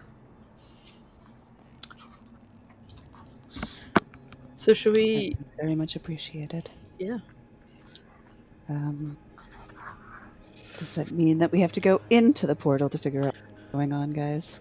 Sort of feels like it. right? Now, again, I apologize. This is my first time on your realm of existence. Are all of you also capable of breathing water? No. No. No. Yeah. Interesting. This could be problematic. If you've got any means of maintaining oxygen in your breathing apparatus, or your organs, or however you manage to stay oxygenated, perhaps we should give this some thought before we go charging headlong through the portal. Good idea. Alrighty. We are perfectly on schedule, guys, so let's go ahead and take a short rest here. You guys can roll some hit dice, regain some health, warlocks can get their spell slots back, and we're going to take about a 10-minute break here, folks. Refresh drinks, use the bathroom, all that good stuff, so stay tuned, and we're going to see what's on the other side of this portal when we come back.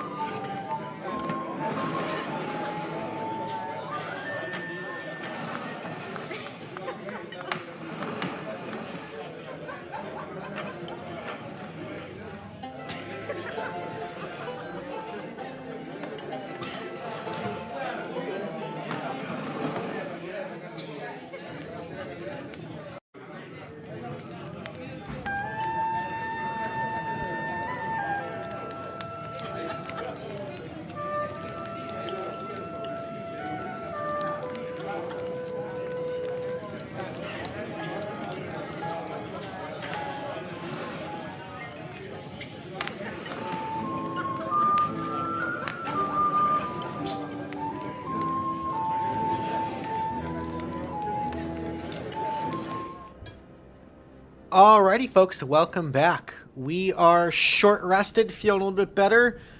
Big short rest party tonight. We got 3 warlocks here, so we've met this interesting Gith friend, this humanoid hippo marksman, and we've got a portal leading to presumably the elemental plane of water. So you guys have taken a few moments to tend to your wounds and strategize, and we'll open it right back up to you guys, right where we left off. All right. Again, I have we thought of anything regarding your inability to properly oxygenate your vital organs underwater? I mean, I don't really have a way to help us there.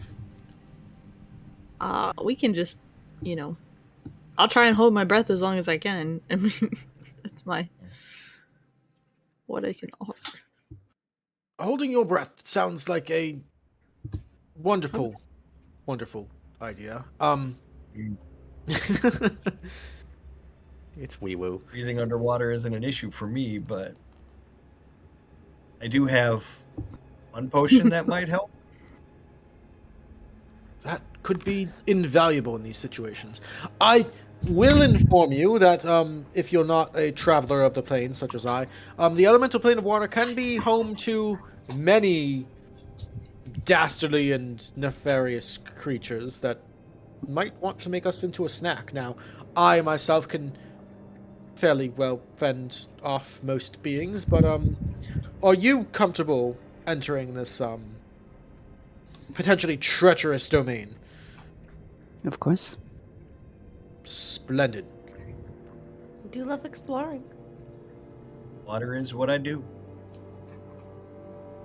Yeah.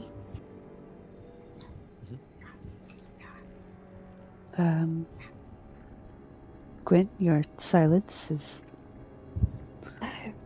I'm not the most confident with water, but I'll go on if the rest of you will. Well, if you're okay with it then, Val, do you think you could give Gwyn the potion? Absolutely. Here. We're going to need you. All All right. So that's going to give you 8 hours of underwater breathing. Okay. Nice.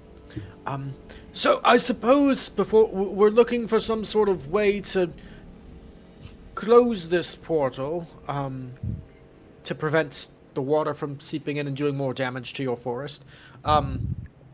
Hopefully we can manage to both do that and end up with you back on your side. I suppose we'll have to figure it out as we go. Yes. Okay.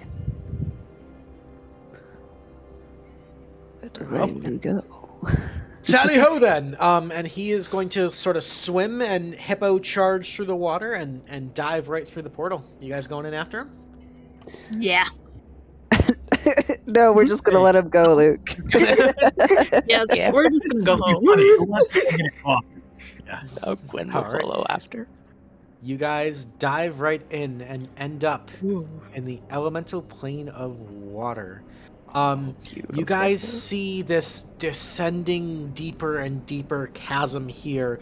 Floor to ceiling full of water. You hold your breath as you guys are now fully submerged. There is a little bit of a 3-dimensional aspect to this, but it's obviously a 2-dimensional map. So we're going to kind of theater the mind it. There's like a little bit, this center of the map is like down, lower, deeper, and it's kind of like concentric rings leading upwards into this structure. You can see there are these 3 bubbles here, which might be interesting for those who might need to get a breath of fresh oxygen. But at the very center, at the bottom of this structure, you can see these 2 almost technicolor rainbow glistening. I wish I could get a gif of this. These tears in reality here that seem to be emanating this sort of extraplanar magic. Those seem very out of place. But also coming to examine angrily this tear in reality are 4 of these large, menacing-looking mermaid-like creatures known as marrows, and 1 water elemental who are not happy to see outsider. So right off the bat, I'm gonna need all of y'all guys to click on your tokens and roll me some initiatives. Okay, Artie, I need you to move so I can see.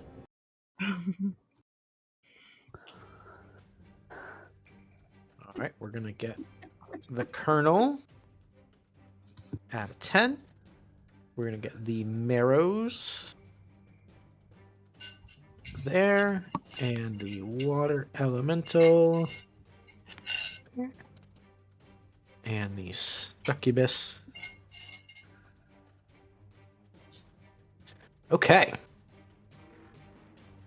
How are we looking, folks? Everybody in? I think so, yes. Like it. Alrighty. Beautiful. Alrighty, we're gonna kick things off. You guys are all, so everyone except for Val, because of your subclass, and Gwyn, you guys are holding your breath. So you can hold your breath for up to a minute, which is 10 rounds, or until you cast a spell with a verbal component, or take damage. I thought it was the time of year Constitution modifier to hold. It's a minute plus a number of rounds equal to your Constitution modifier. Oh, okay. Okay. So then I got 10, 12. I will find a way to mark that somehow. And again, there are these bubbles if you need fresh air. So we're not gonna be super sticklers, but it's just to make it interesting. We'll keep it up. Yeah. Okay, cool. Let's go. Alrighty. At the start of the initiative, this giant swirling water elemental is going to charge forward. He's got a swim speed of 90 feet. Oh, damn. Which puts him just outside of range of you guys. As he rushes over the top of this aqueous chasm here. It's almost like a small tidal wave kind of comes with him. He sort of like pounds his chest. He's going to take the dodge action. He's just going to kind of be intimidating. Okay. So that'll be his turn. The Marrows are going to go. Wow, they kind of smoked you guys in initiative, huh?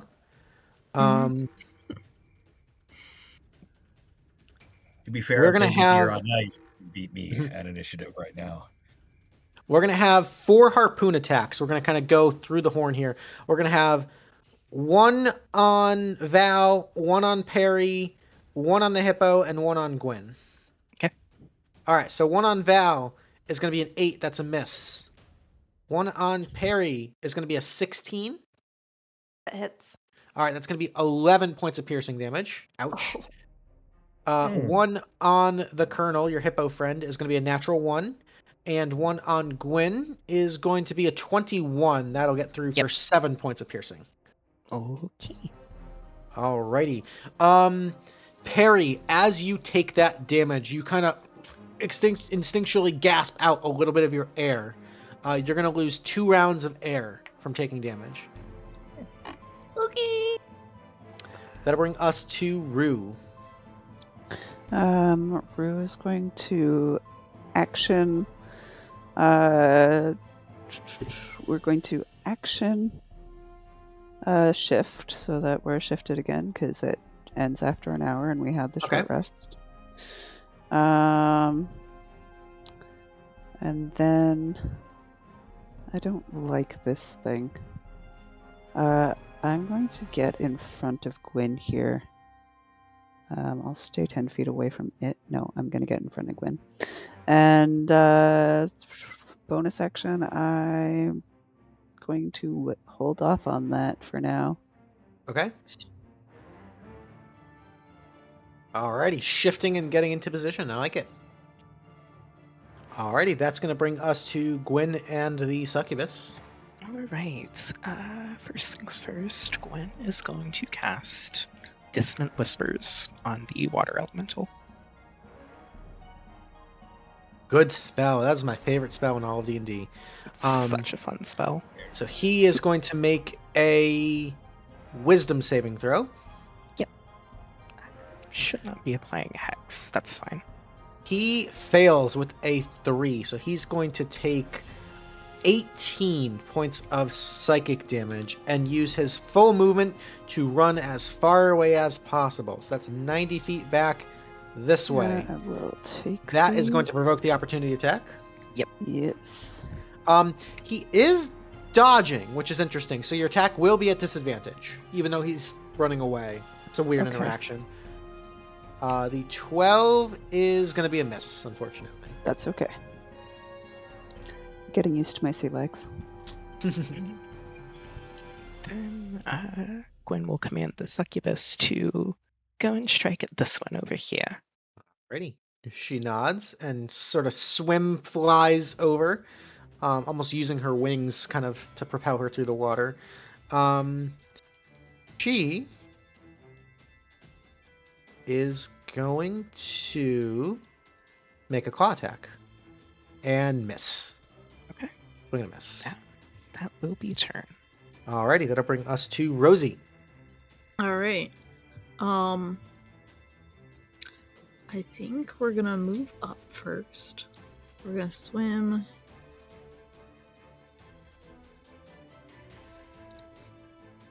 gonna swim right into this bubble. Okay, as you do, your lungs fill with air again. As long as you're standing in this bubble, you can breathe. And then from this bubble, I'm going to get Eldritch Blast. And I think what I'm gonna do is Eldritch Blast the water elemental from here. Okay, he is still dodging, so you're going to be at disadvantage. Oh, okay. She would have been at disadvantage because it was a ranged attack and the merfolk is right beside her. That's also true, yeah. So, 12 is going to miss. Why because of a ranged attack, though? Because we're under... Because your mermaid friend is beside you. When you make a ranged attack within 5 feet of an enemy creature, that attack will be made at disadvantage. Oh. Kind of like basketball, the enemy's kind of playing defense. Okay. Yeah. Okay. That's fine, though. I got air. You got air? So I think you said that misses, right? Yeah, that was going to be a miss. Okay. And then I have...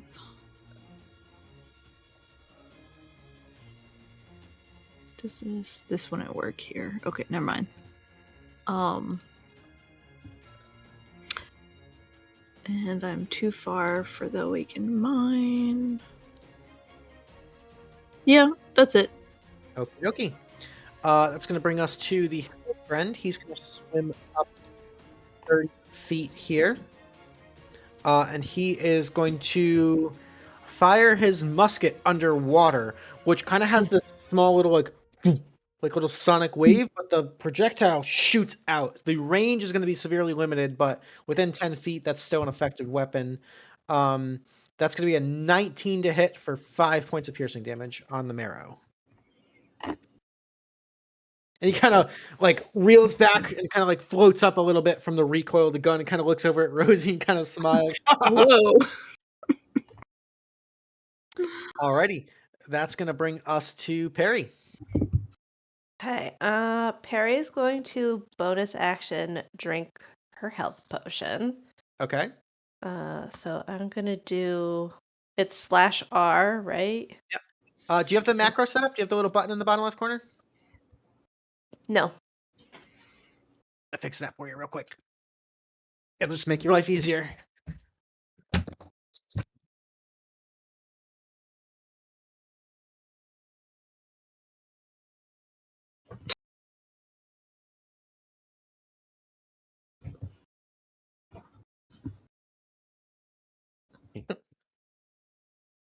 Oh, health potion button is so nice. Okay. There you go. So that's 8 health back. Kind of like making an airtight seal with the bottle against your lips. Nice. That's your bonus action. Okay.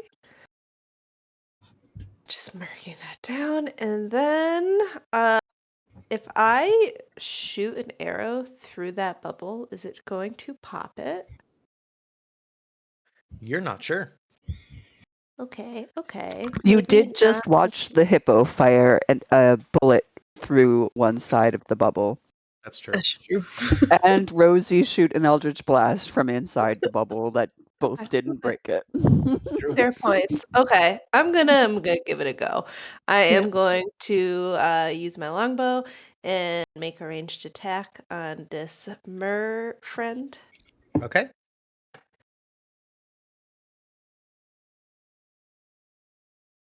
And I keep closing the thing. But here it is.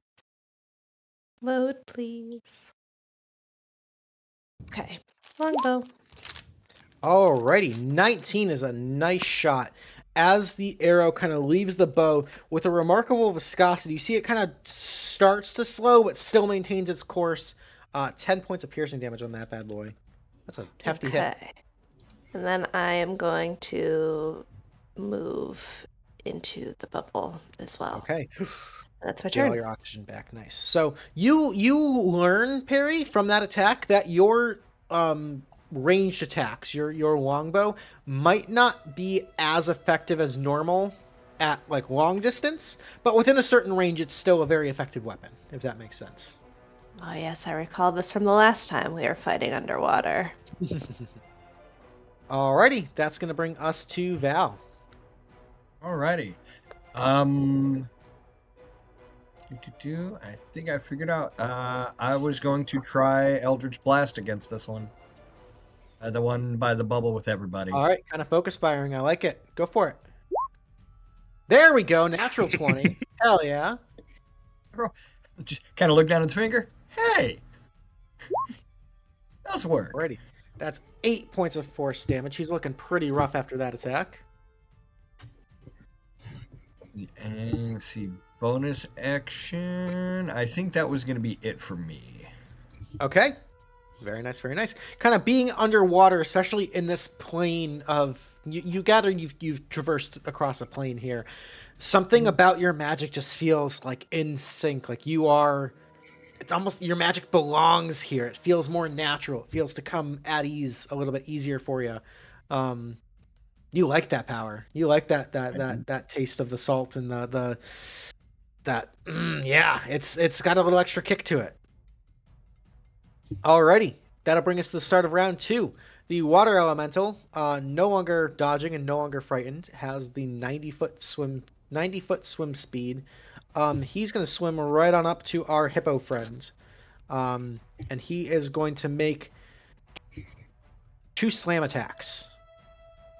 Both of those are going to hit. That's 22 points of damage total on Colonel Archibald Peppersnout. Pretty significant strike there. He's looking pretty hurt. Alrighty. That's going to bring us to the Marrows. This one's going to swim up a little bit closer here. We're going to do 2 harpoon attacks. One on Rosie and one on Perry. On Rosie is going to be an 11. That's a miss. And on Perry is going to be a 7. That's also a miss. This one is going to strike out. It's going to take that harpoon and make 2... actually, no, it's going to make a bite and a claw attack on the succubus. Okay. What's the succubus's AC? It's 15. So the bite will hit for 5 points of piercing. Okay. And then this one's going to swim up. They've got 40 feet of swim speed here. This one's going to swim up and shoot a harpoon up towards Rue. That's a 16 to hit on Rue. That is a miss. Alrighty. That's going to be it for their turns. That's going to bring us to Rue. All right. We have 11 rounds remaining in our breath. Okay. Are my attacks at disadvantage because I'm underwater? For the purposes of this, I'm going to say no, especially because Okay. they're like natural weapons, right? Mhm. Yeah. Okay.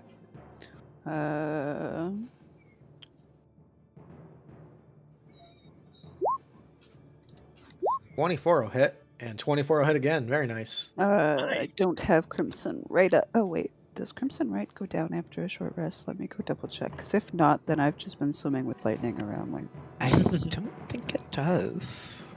as a bonus action, you can activate your rate on any weapon. A short or long rest, you can activate until you finish a short or long rest. So yeah. Okay, so you have to reactivate it. Yeah. Let me take that off.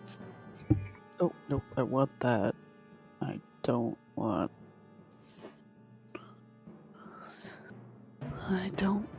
this one. I gotta go back over here. Okay. And there we go for damages. Alrighty. 8 and 8 for 16. 16. Nice shot. Alrighty. And that ends turn. Beautiful. That's going to bring us to Gwyn.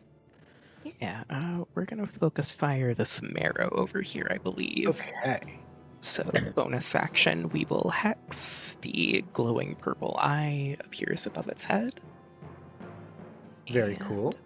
Eldritch Blast. Nice. 19's going to get in there for 11 points total. He is looking very rough after that attack. Wonderful. Then we'll just command the succubus to keep going. Alrighty. She will gladly oblige. She's going to make another claw attack. Wow. Double crit. Beautiful. That's going to be 14 points of slashing damage on that one. Drawing some blood there. Alrighty. I believe that will be us. Okay, and Rosie. Okay. I'm gonna just whip out the dagger and stab at the marrow. Okay.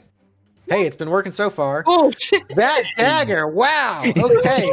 That's working tonight. Damn. That's going to be Yay. 5 points of piercing damage as you reach up and just, again, stab. That's actually a kill on that marrow. Yeah. Alright, with that, I'm gonna go ahead and take some movement out of the bubble then. Okay. I think we're just gonna swim up next to this other guy. Okay. Alright, and that'll be my turn. Very nice. That's Just for clarity, this isn't like a I have a cloak that has things that I can do if I'm in terrain that's forest, jungle, swamp, or similar. I don't think this applies, but I just want to be sure. Okay. worth asking. Yeah, no, this is elemental plane of water is your terrain, so kind of alien. Yeah. Okay. Thank you. No problem. All right. Colonel is going to go here. He's going to make a pistol attack and a longsword attack. The longsword is a 15, will hit for 10 points of slashing damage. And the pistol is going to be at disadvantage. Is going to be a 14, which actually still hits for another 7 points on the water elemental. That'll bring us to Perry. Perry will also attack the water elemental Okay. with the longbow. Pew pew. Hey, 20's going to hit Pew. for 10 points. Now, your longbow is not magical, correct? Correct. Okay. So that 10 damage is going to get halved to 5. Oh, man. Actually, the pistol damage would get halved as well, so he's going to gain 3 health back. But okay. Yeah, so you get the sense that this elemental is resistant to non-magical attacks. Okay. I think I will stay put for now, so that's my turn. Alrighty. Staying where you can breathe is a smart idea. Yeah. That'll bring us to Val. Well, alrighty. Well, since this does kind of feel like home, I am going to go ahead and bring my tentacle back up. Okay. I'd like to put it, say, here. Okay. Okay. Let me see, where did I put that? Yeah, or even here. Here works. Yes, I know, cat. Like right here? Or did you want it to be Sure, on the that's elemental or the marrow? Well, it's got a 10-foot reach, so either way I put it, I'll be able to hit either of them. Okay. Perfect. Oh, yep. Alrighty, so the tentacle's gonna take a swing at the elemental. Okay, 19 will hit. For 7 points of cold damage. Now, what's really interesting here is as it strikes out, you see part of the elemental actually freezes temporarily. Ooh. All right, and then you know what? Let's have some fun. Let's try out Chill Touch against the element. 8 is going to be a miss, unfortunately. Chill Touch, one of the most incorrectly named spells ever. It doesn't do cold damage, and it's not a touch spell. But if you go to 24, it is a touch. Oh, really? Damage, though. Huh. Mm-hmm. Interesting. It's that it's that cold caress of death. There you go. Yep. I always like Witch Slap. That was right. my name for it. So I am going to move up. Let's see. I think I'm going to move up right here.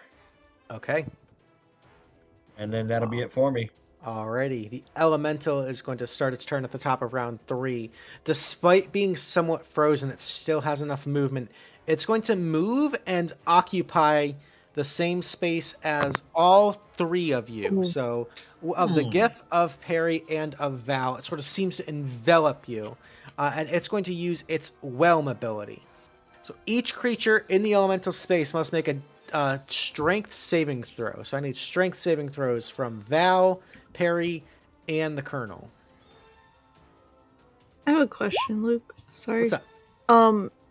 The stinking effect that I got from the coffee, is that still up, or was that just one combat? A one combat thing. Okay. Yeah. Just to be sure. Alrighty. On a failure, Perry, you are going to take 13 points of bludgeoning damage. You are grappled, restrained, and it knocks the wind out of you as the bubble pops. Oh. Uh-oh. The other 2 are going to take half damage on a success. So you guys are going to take 6 points of damage. So Val and the hippo will take 6 points of bludgeoning damage. And you are pushed back 5 feet.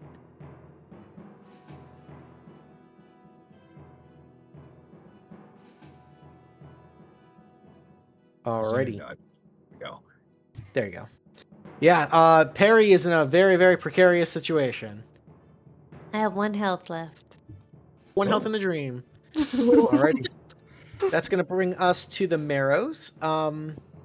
This marrow right up against Rosie is going to abandon the harpoon and go for a claw and a bite attack against you. So against you, Rosie, the bite is going to be a 25 for 6. Okay. And the claw is a 15. Yeah, that'll hit too. Alright, that's for another 7, so 13 points of damage total on you, Rosie. And you are going to lose, as you kind of take damage, you're going to gasp out, you're going to lose 2 rounds of air. Okay. Oh,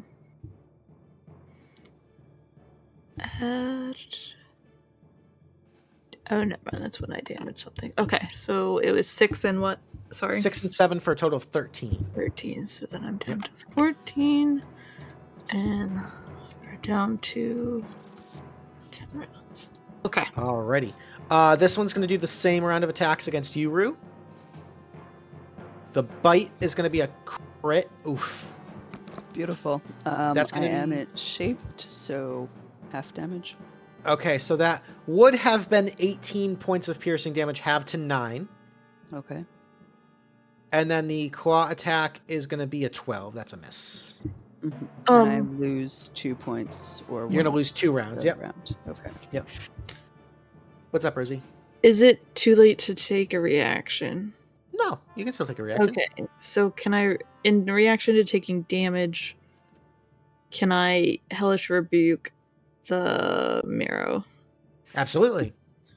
So he's going to have to make a dexterity saving throw.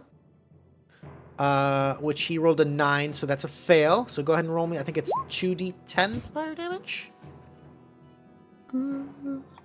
Yeah, plus the 4, so that's 7 points of fire damage on him. Sweet. Crispy. And then that is a verbal component, so I'm out of breath, or I just lose. You're gonna lose one more round of air. Okay. Yeah. As you kind of let the spell slip, there's like that little air bubble kind of escapes. Okay. Yeah. So that was the reaction there. We got the attacks on Rue. This one over here is gonna make its 2 attacks against the succubus. Bite and a claw. The bite will hit for 12 points on the succubus. Okay.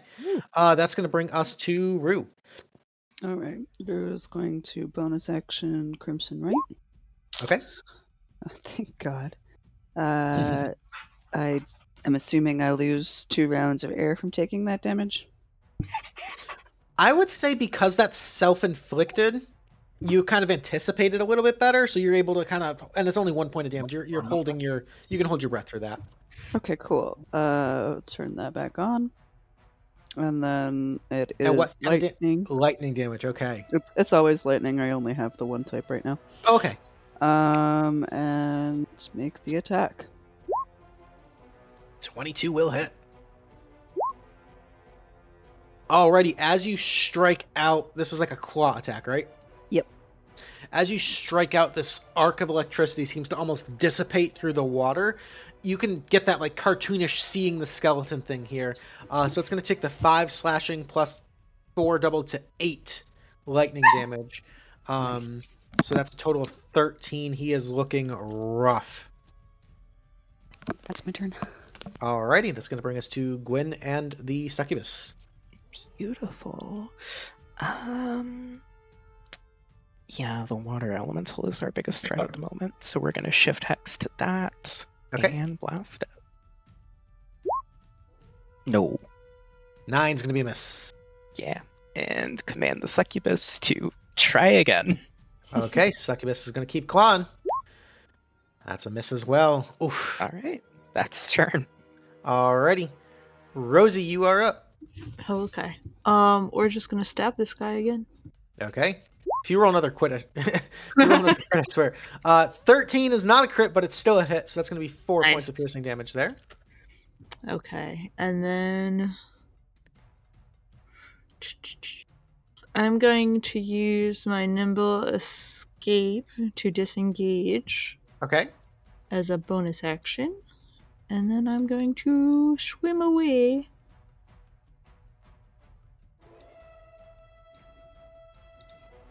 I'm gonna swim over to there. Okay. That's it. Alrighty. The GIF is going to go, "You unhands my newfound friend, you scoundrel, you scallywag," and he lowers his head. He is going to back up and take a hippo charge attack at the water elemental. So he's going to run up and charge. The larger, smaller creature, so the water elemental has to make a strength saving throw. He's pretty strong, but not strong enough with a 7. The hippo is going to deal 7 points of bludgeoning damage, halved to 4. But he knocks the water elemental prone, so he's actually going to push him closer to Val. But unfortunately, it is enough for him to let go of Perry. So Perry, you're no longer grappled and restrained, but you are like actively out of breath, and you have 1 hit point.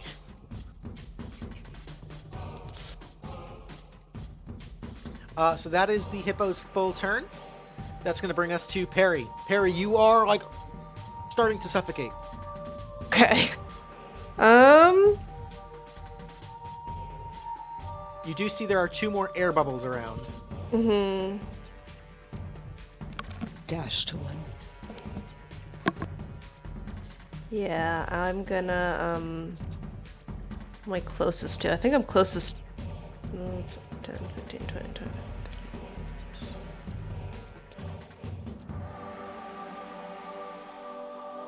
Yeah, I'm closer to the top one. Yeah. I'm I am going to do my movement. Oh, what? How do you do dash again? So it's your full action, so you wouldn't get an attack this turn, but you can move double your movement. Okay. Probably worth it to go up there. Okay. And As you kind of pierce through that bubble, that burning sensation in your lungs fades as you kind of regulate your breathing again. can I bonus action drink a healing potion? You can indeed. So am I able to do the thing where I instantly buy one? Yep, you've got And use it? the conscription-based thing. Okay, so you said 100 gold? That's 50 gold per potion. Okay. I will deduct that in a minute. Health potion, regular. Hey, max Okay. health. There you go. Oh, nice. Alrighty, Okay, that's my turn. Back in the fight. Feeling good. Feeling okay. Wouldn't say All good, right. but okay. That's gonna bring us to Super Val, face to face with this water elemental. Face to face. Oh yeah. I am. Is that still within? Trying to see if that's still going to be within 10 feet there of my. You know what? I'm going to move my. I'm going to move my tentacle up right behind him. Okay.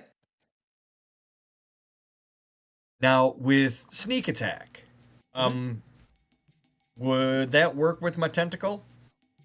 Got to have another enemy within 5 feet of it. Technically, no, because the tentacle is not considered like a hostile creature. It's just one of your effects. Okay. It's like the same way that like a spiritual weapon wouldn't give you sneak attack. Yeah, it's an object, not a creature. Alrighty, then I'm gonna go ahead swing out with the tentacle. Okay, 20 hits. Another 8 points That'll of be cold damage. You there. see a little bit more of it start to like crystallize. Alrighty, and then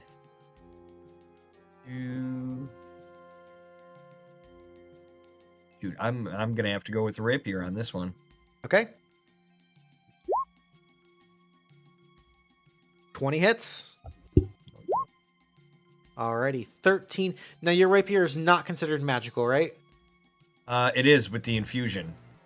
With the infusion, very nice. That's going to be a solid 13 points of piercing damage. Very nice. Yep. And then that is gonna be it for me. Alrighty. The water elemental's turn. He is not super happy about that. He is going to go ahead and make 2 slam attacks against you, Val. First one is going to be a 9. That's a miss. Second one is a 14. I believe that's also a miss. That is also a miss. He just kind of comes with these giant watery fists. Woof, woof. You just dodge out of the way of both of them. You get the sense that that cold damage, kind of like locking up his lower body, seems to be inhibiting his range of motion a little bit. It's actually harming him a little bit more than you think. It's hindering him. Yep. Your mom was a wet sneeze. Alrighty, that's going to bring us to the Marrows. Let's see. These ones are all kind of tied up here. This one is going to throw a harpoon at Rosie. Okay. Rosie, that's a 16 to hit. Yeah, that hits. That's going to be 10 points of piercing on you. And you lose 2 more rounds of air. Okay. How you looking on air, Rosie? 7 rounds. Okay, you still Because I got had half. the 10 plus 2 for my con mod. So. You're about half your breath. Okay. We've got a claw and a bite on Rue. I think both of these are going to hit. Oh boy. A 23 for 12 halved to 6. Okay. And an 18 for yes. 8 halved to 4. Okay. So total of 10 points. Okay. And you're going to lose a couple more rounds of breath. Uh-huh. All right, and then against the succubus here. That's another bite attack for 9 points on the succubus. The succubus is pretty hefty, so she's looking just fine. Scratches. Alrighty, that's gonna bring us to Rue. 1 second. Okay. And then I am at less than 18 hit points, so I have to make a con save. Okay. I believe. Wisdom saving throw or move towards the nearest creature and use the attack action. Alright, I'm just not going to make that because the nearest creature is right in He's right there anyway, yeah. Okay. Make my attack action. And then my bonus attack action. Okay, natty 1 on the first one's a miss, but the 22 will get there with the bonus action attack. And that's going to be a total of 9 points of damage on him, and that is a kill. Beautiful. Can't quite get to the bubble, but I will get there. Okay. And end turn. Alrighty, that'll bring us to Gwyn. Yep. Let's focus down that water elemental. Okay. 15 will hit, and that's going to be Yay. 14 points of damage total. Beautiful. He's you can see the sort of amorphous shape, and it's weird. Like a water elemental underwater is almost invisible, but it's kind of got this sort of shimmery, more dense, kind of like foamy consistency to it. And especially since the lower half has started to get frozen from the tentacle attacks from Val, you can see it's having a harder time maintaining that form. It seems like it's struggling to kind of stay together. It's starting to show some wear. Yeah. All right, and Succubus over here with the little 1v1. Yep. Alrighty. 16 will get through for 8 points of slashing. Wonderful. Very nice, very nice. Rosie, you're up. Okay. I am going to... Let's see. I'm gonna Eldritch Blast the Elemental.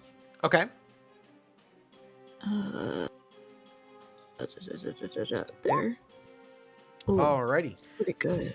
14 will hit. So you kind of look at the marrow who just harpooned you, and you're kind of like bleeding out a little bit. And you kind of like get this cackling bolt of energy, and then sort of shoot past it, going to the water element who's kind of like whelming over Val. That's going to be 9 points of force damage. Nice shot there. And then I'm going to move into the bubble. Okay. We'll get my air back.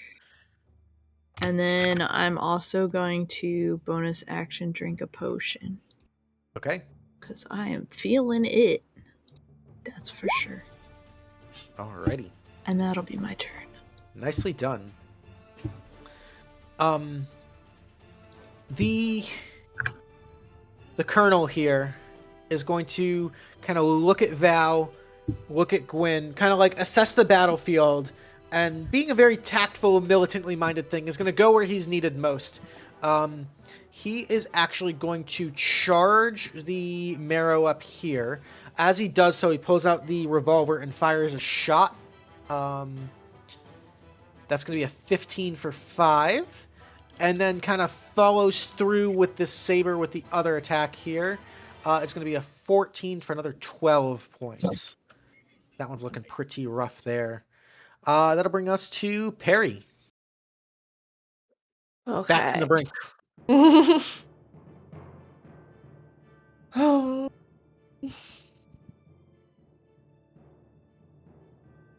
I am going to move a little bit because I know my range doesn't work as well underwater. Okay. And I am going to shoot my longbow at this merfriend. Okay. Ben. Longbow. Pew! 19 will hit for 7. You kind of square up, aim, shoot, and just dead center of mass. You kind of just see him start to float upwards. That's a kill shot. Nice. Beautiful. Okay. I think I'll stay there for now. I'll stay. That's my turn. Alrighty, nice shot. That'll bring us to Val. Alrighty. Well, and so the one that brought you, hey Tentacle, let's go. Alrighty, 15 hits. For 9 more cold. Ooh, it's nearly done. And once more. 13 just misses with the rapier. Alrighty, that will be it for me. Alrighty, Water Elemental is not going down without a fight. He's going to make 2 more slam attacks against you, Val. Ready. First one is a natural 1. That's a miss. He's struggling. Kind of these like last fading, fleeting attacks. The second attack's going to be, a 21 to hit. That's going to be 11 points of bludgeoning damage. And that puts me down.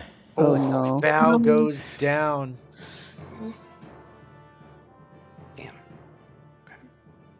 Alrighty. That'll bring us to the Marrows. There's only 1 left here, and she's going to just keep going after the Succubus here. A bite and a claw. That's 2 hits for a total of 15 points of damage. Okay, Succubus is starting to show a little bit of wear. Succubus is bloody. Okay. But that'll bring us to Rue. Okay, Rue's got to make her save. We're good to act as normal. So she's going to step in. She's going to drink a healing potion that she already had on her. Not marking the gold. Let's type it here.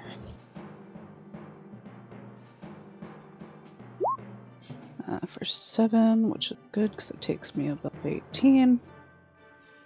And then with the rest of our movement, we will come down here and make an attack against the Marrow. Okay. 23 hits. Dice. Then a roll. There we go. Alright, that's 10 points of damage. It's looking quite hurt. And enter.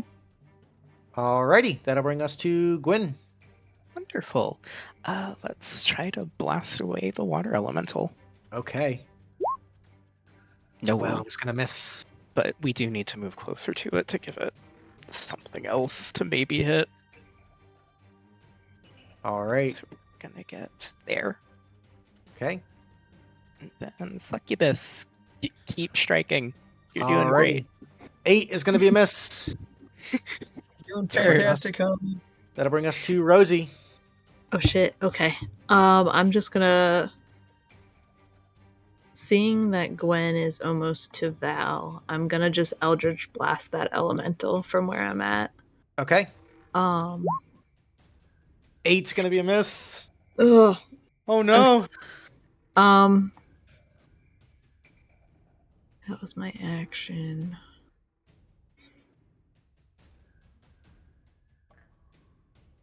So when you damage... Oh, that's when I damage somebody. Okay, okay, then I'm gonna just go ahead and try and move 30 feet. 5, 10, 15, 20, 25, 30. We'll get up next to our friend. At least. And then that'll be my turn. Okay. Alrighty. That's gonna bring us to...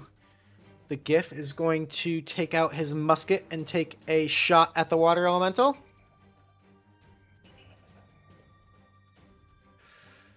That's going to be a 14 to hit for 9 points of piercing, halved to 5. Oh my god, it's so low. Sorry, the Marrow hit me? Oh, no. Sorry, that's the hippo is hitting the water elemental. Oh, okay. Yeah. All right.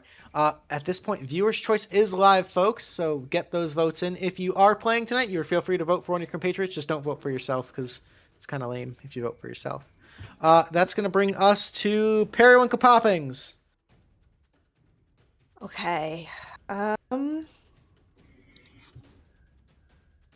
going to cast Zephyr Strike. Ooh. Nice. Can you link that one in the chat? Yeah, yes. I'm gonna just clicking on it like this, link it. So that's the damage. There we go. Show spell description. So you move like the wind until the spell ends. You don't provoke opportunity attacks. Once before the spell ends, you can give yourself advantage on an attack, and then it deals an extra 1d8 force damage. And your movement speed increases by 30 feet. Okay, so I'm gonna move. Okay. So you have 60 feet of movement right now. Perfect. 60 feet. You could get to Val and give him a potion so he doesn't possibly die on his turn. Oh. Oh no, the the action was Oh, Zephyr Strike. Damn it. Oh, Yeah, no, it's a that would bonus be an action. action. The bonus. It's a bonus no, it's the action bonus spell. action. Zephyr Strike's the bonus action. So you could get the 60 feet of movement to get there and heal him, and then okay. still do the damage up to a Next minute turn? later. Yeah. Right. I don't remember. I moved 60, so let me go back. You're right there. 30. Okay, and now can I get to? Oh, where's Val? Val's down Val's here. down here. See, we're here. 60 feet. You could get right next to him, but that puts you in a dangerous spot with the water elemental. So it's up to you. I don't want him to die.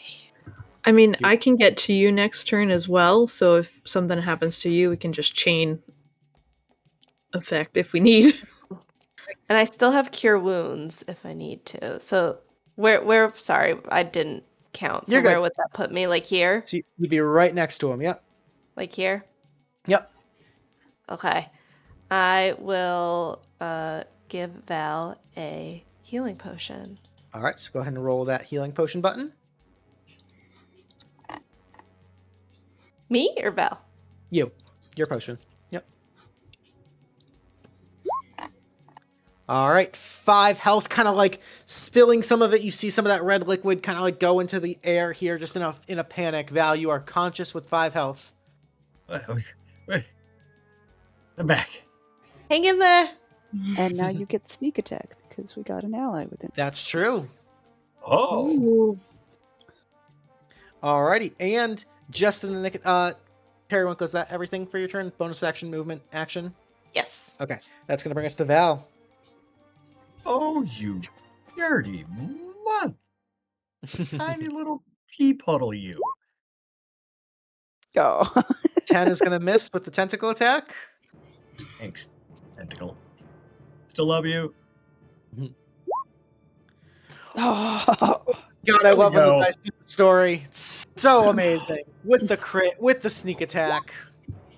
That is a grand total 17 plus 9. That is 26 points of damage. Val, Nice give job. me some spice on that one. How do you want to do this? Oh, give me a little bit of... Oh, good lord. This will be fun. No, just... Oh, good lord. So as Periwinkle comes zipping through, moving like the wind through the water, pours the potion down, you come back to light. You see her blue hair kind of like raising you back up into the fight. The water elemental's looming over her shoulder, ready to strike both of you down.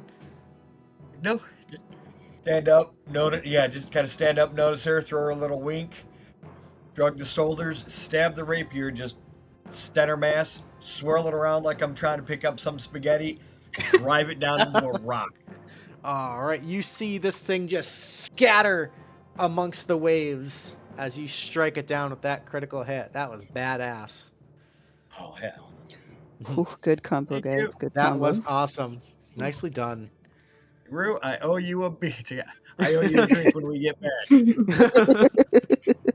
Alrighty, keeping things moving. Start of round 6. That brings us back to the Marrow. The Marrow's got a bone to pick with this succubus, so we're gonna make the attacks against the succubus. That is 2 successful hits for 20 points of damage. Succubus is on its last leg, actually, and that'll bring us to Rue. Rue is going to make 2 attacks against the Marrow. Okay. All right. 12 will miss, but 17 gets through. And that's 8 points of damage, which is just enough for a kill.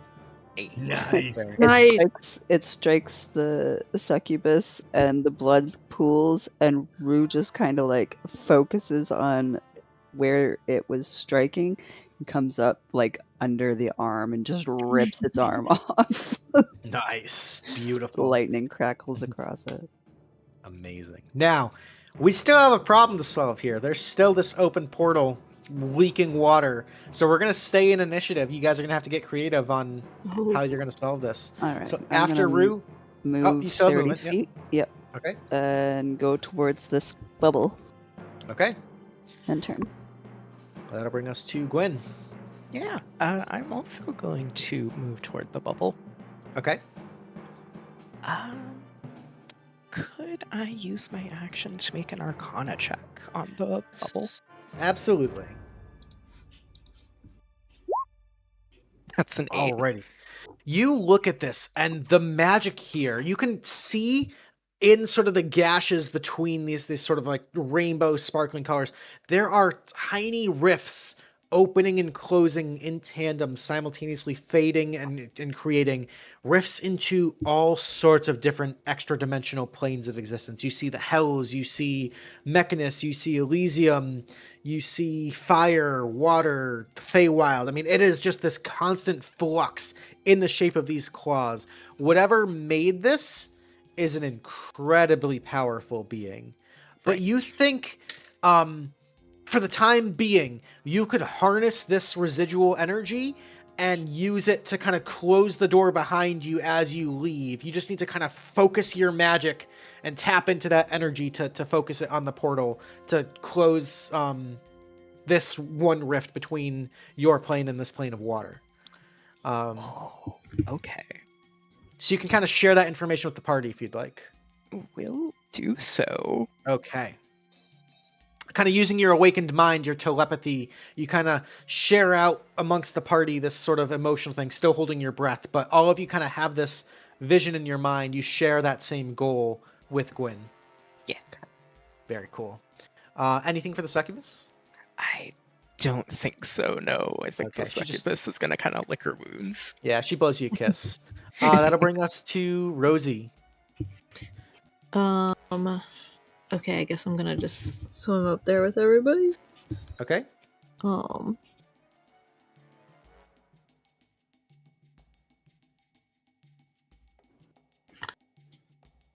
sorry, what did we learn about the portal so far? We can So close it basically- behind us and get home, but we have to focus our magic energy. Okay. So, like, I guess I'm as a player, I'm sort of lost at what I can So it's a really little do to confusing. help. So if you want to try to use that magic, you can make either an Arcana check or just a straight Charisma roll. Okay. Let me do the charisma roll. Okay, it's just a straight Charisma roll. Yeah, you're trying to kind of, again, holding your breath, focusing here, still a little wounded from the fight, adrenaline's still clicking, you're kind of trying to focus your magic. Not quite enough here. Okay. Alrighty. You see Colonel Archibald Peppersnout is going to start kind of swimming for the portal, kind of giving you all a nod and a thumbs up. You know, you guys are on the right track, but he's kind of getting ready to lead the exit here. That'll bring us to Perry. Viewer's choice tonight goes to Val. Congratulations. Woo. Not really sure what I can do to... I mean, obviously I've got some magical ability. Can I lend help to whatever we're trying to do to magically close this? Yes, if you've got enough movement, which you do still with Zephyr Strike, you could get next to your party there and use the help action to give them advantage if you'd like. Okay. So I still have more than 30 movement? Yeah, because Zephyr Strike is you're still concentrating on Zephyr Strike, so you're still zipping around. Yep. I'll go up here. Okay. And do I have to do anything for the help action? No, you can just say I'm going to help the next person to try to close the portal. Okay. Okay, I'm gonna help. Alrighty. That'll bring us to Val. Alright. 10, 30. I am gonna scoot up. I can even scoot up to right here. I still got that. Sure. Alex,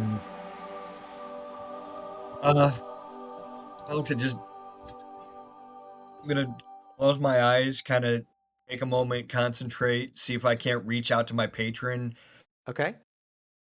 Being a fathomless, this is hopefully able to reach out. It's like, how do we fix this?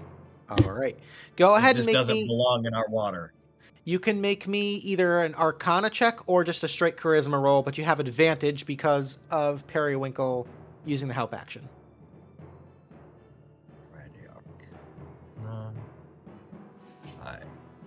I'm gonna do the Charisma with advantage. Okay. Let her rip.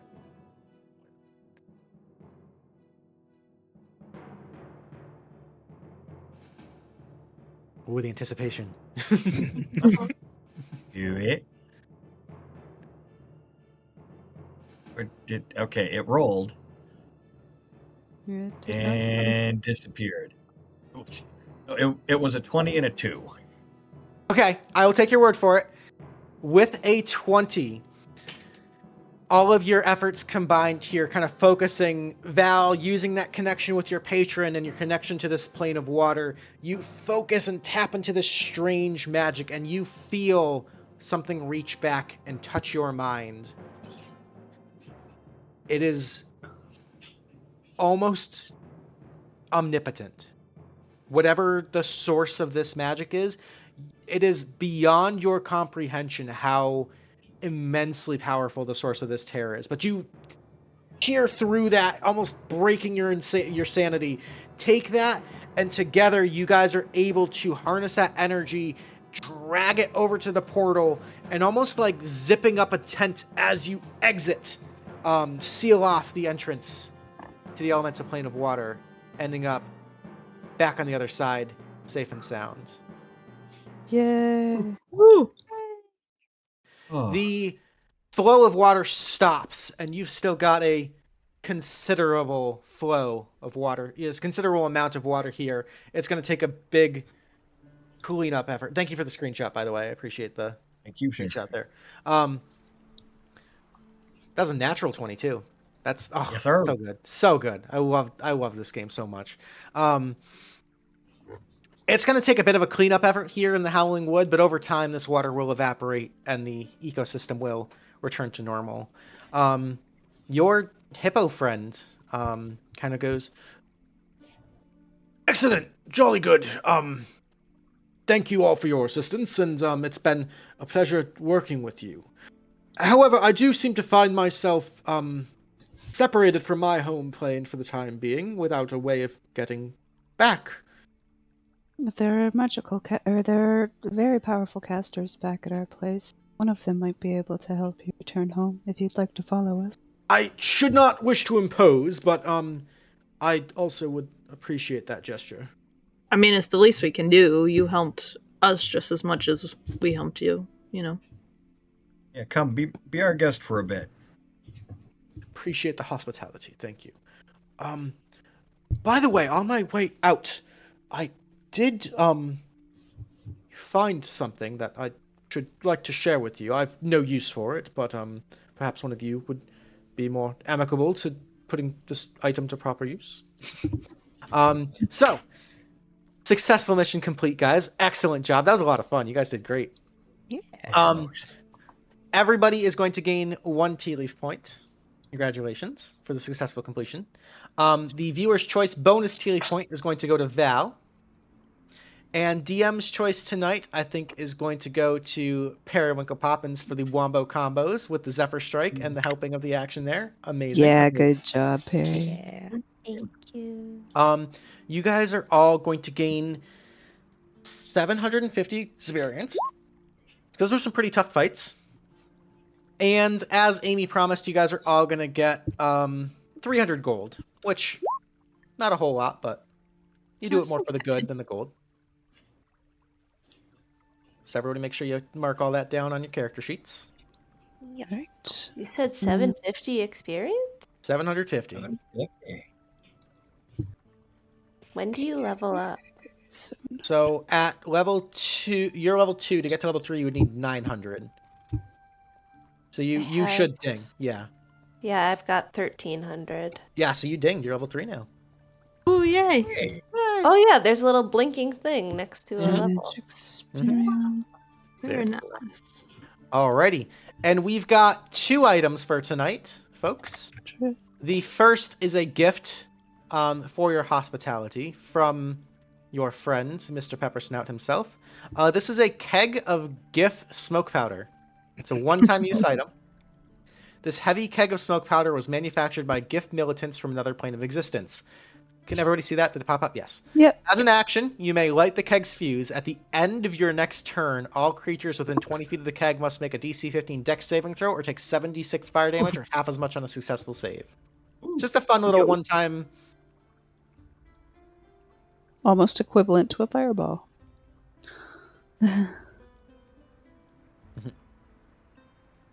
Alrighty. And the other one, found in the elemental plane of water itself, is a Griffin's saddlebag item here. These are the bracers of Sahuagin. They are imparted with magic from the Sahuagin priest. You gain the following benefits while you wear them. You have proficiency with tridents, and you can re-roll damage dice when you use tridents, and you have to use the results. You gain a swimming speed of 40 feet. And you can use your action to cast either Bestow Curse or Hold Person with a spell save of 15 once per day, which is pretty cool. They do have a curse, which makes it so that your attack rolls against Sahuagin and sharks are made with disadvantage, but that's pretty situational.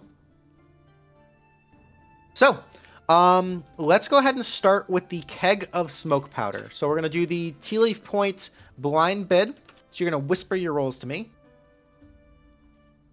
So if you're interested in bidding your Tealeaf points to get the keg of Griff smoke powder, the command is /W space GM and then the number of Tealeaf points you'd like to bid. The highest bidder is going to take it, and obviously like a normal auction, if you lose, you don't have to pay anything. So hands on your keyboards, focusing in. We're going to open the bids now for the keg of smoke powder. Going once.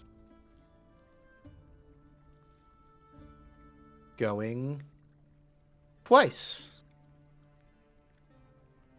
Going thrice. As a note for some of our newer players, I only say going thrice if there's multiple bids, or if there's at least one bid. We have a winner. Sold for 2 Tealeaf points. That is going to go to Val. Nice. Nicely done. Delightful. Alrighty. So you can go ahead and copy and paste that onto your character sheet. It'll be in the magic item dump section in Roll20 if you ever need to reference it. And I put Val's name there just for easy access, so you can go through and look at what items belong to Val. Alright. Clean slate. Everybody take a breather. We're going to go ahead and take a look at the bracers.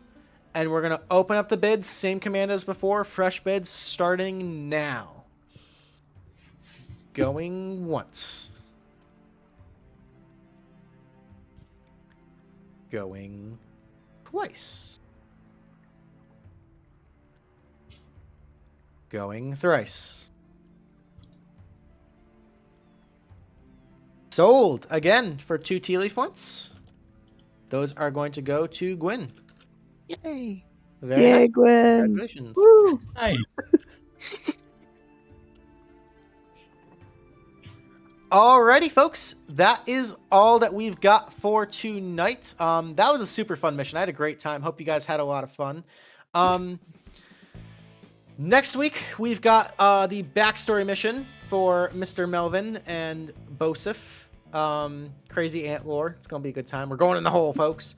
Looks like we're going to raid out to Terrible Badger, so give them all sorts of Tealeaf Adventure Company love, spam all those emotes and all that good stuff. Everybody, we love you very much. Thank you so much for hanging out with us on this lovely Thursday night. Have yourself a great and wonderful weekend. Do something nice for yourself. Reach out to a friend you haven't talked to in a while. And above all else, be kind because it's free and it matters. We will catch you all next Thursday evening. Till then, toodles. Yeah, careful. Good night. Yeah. Bye.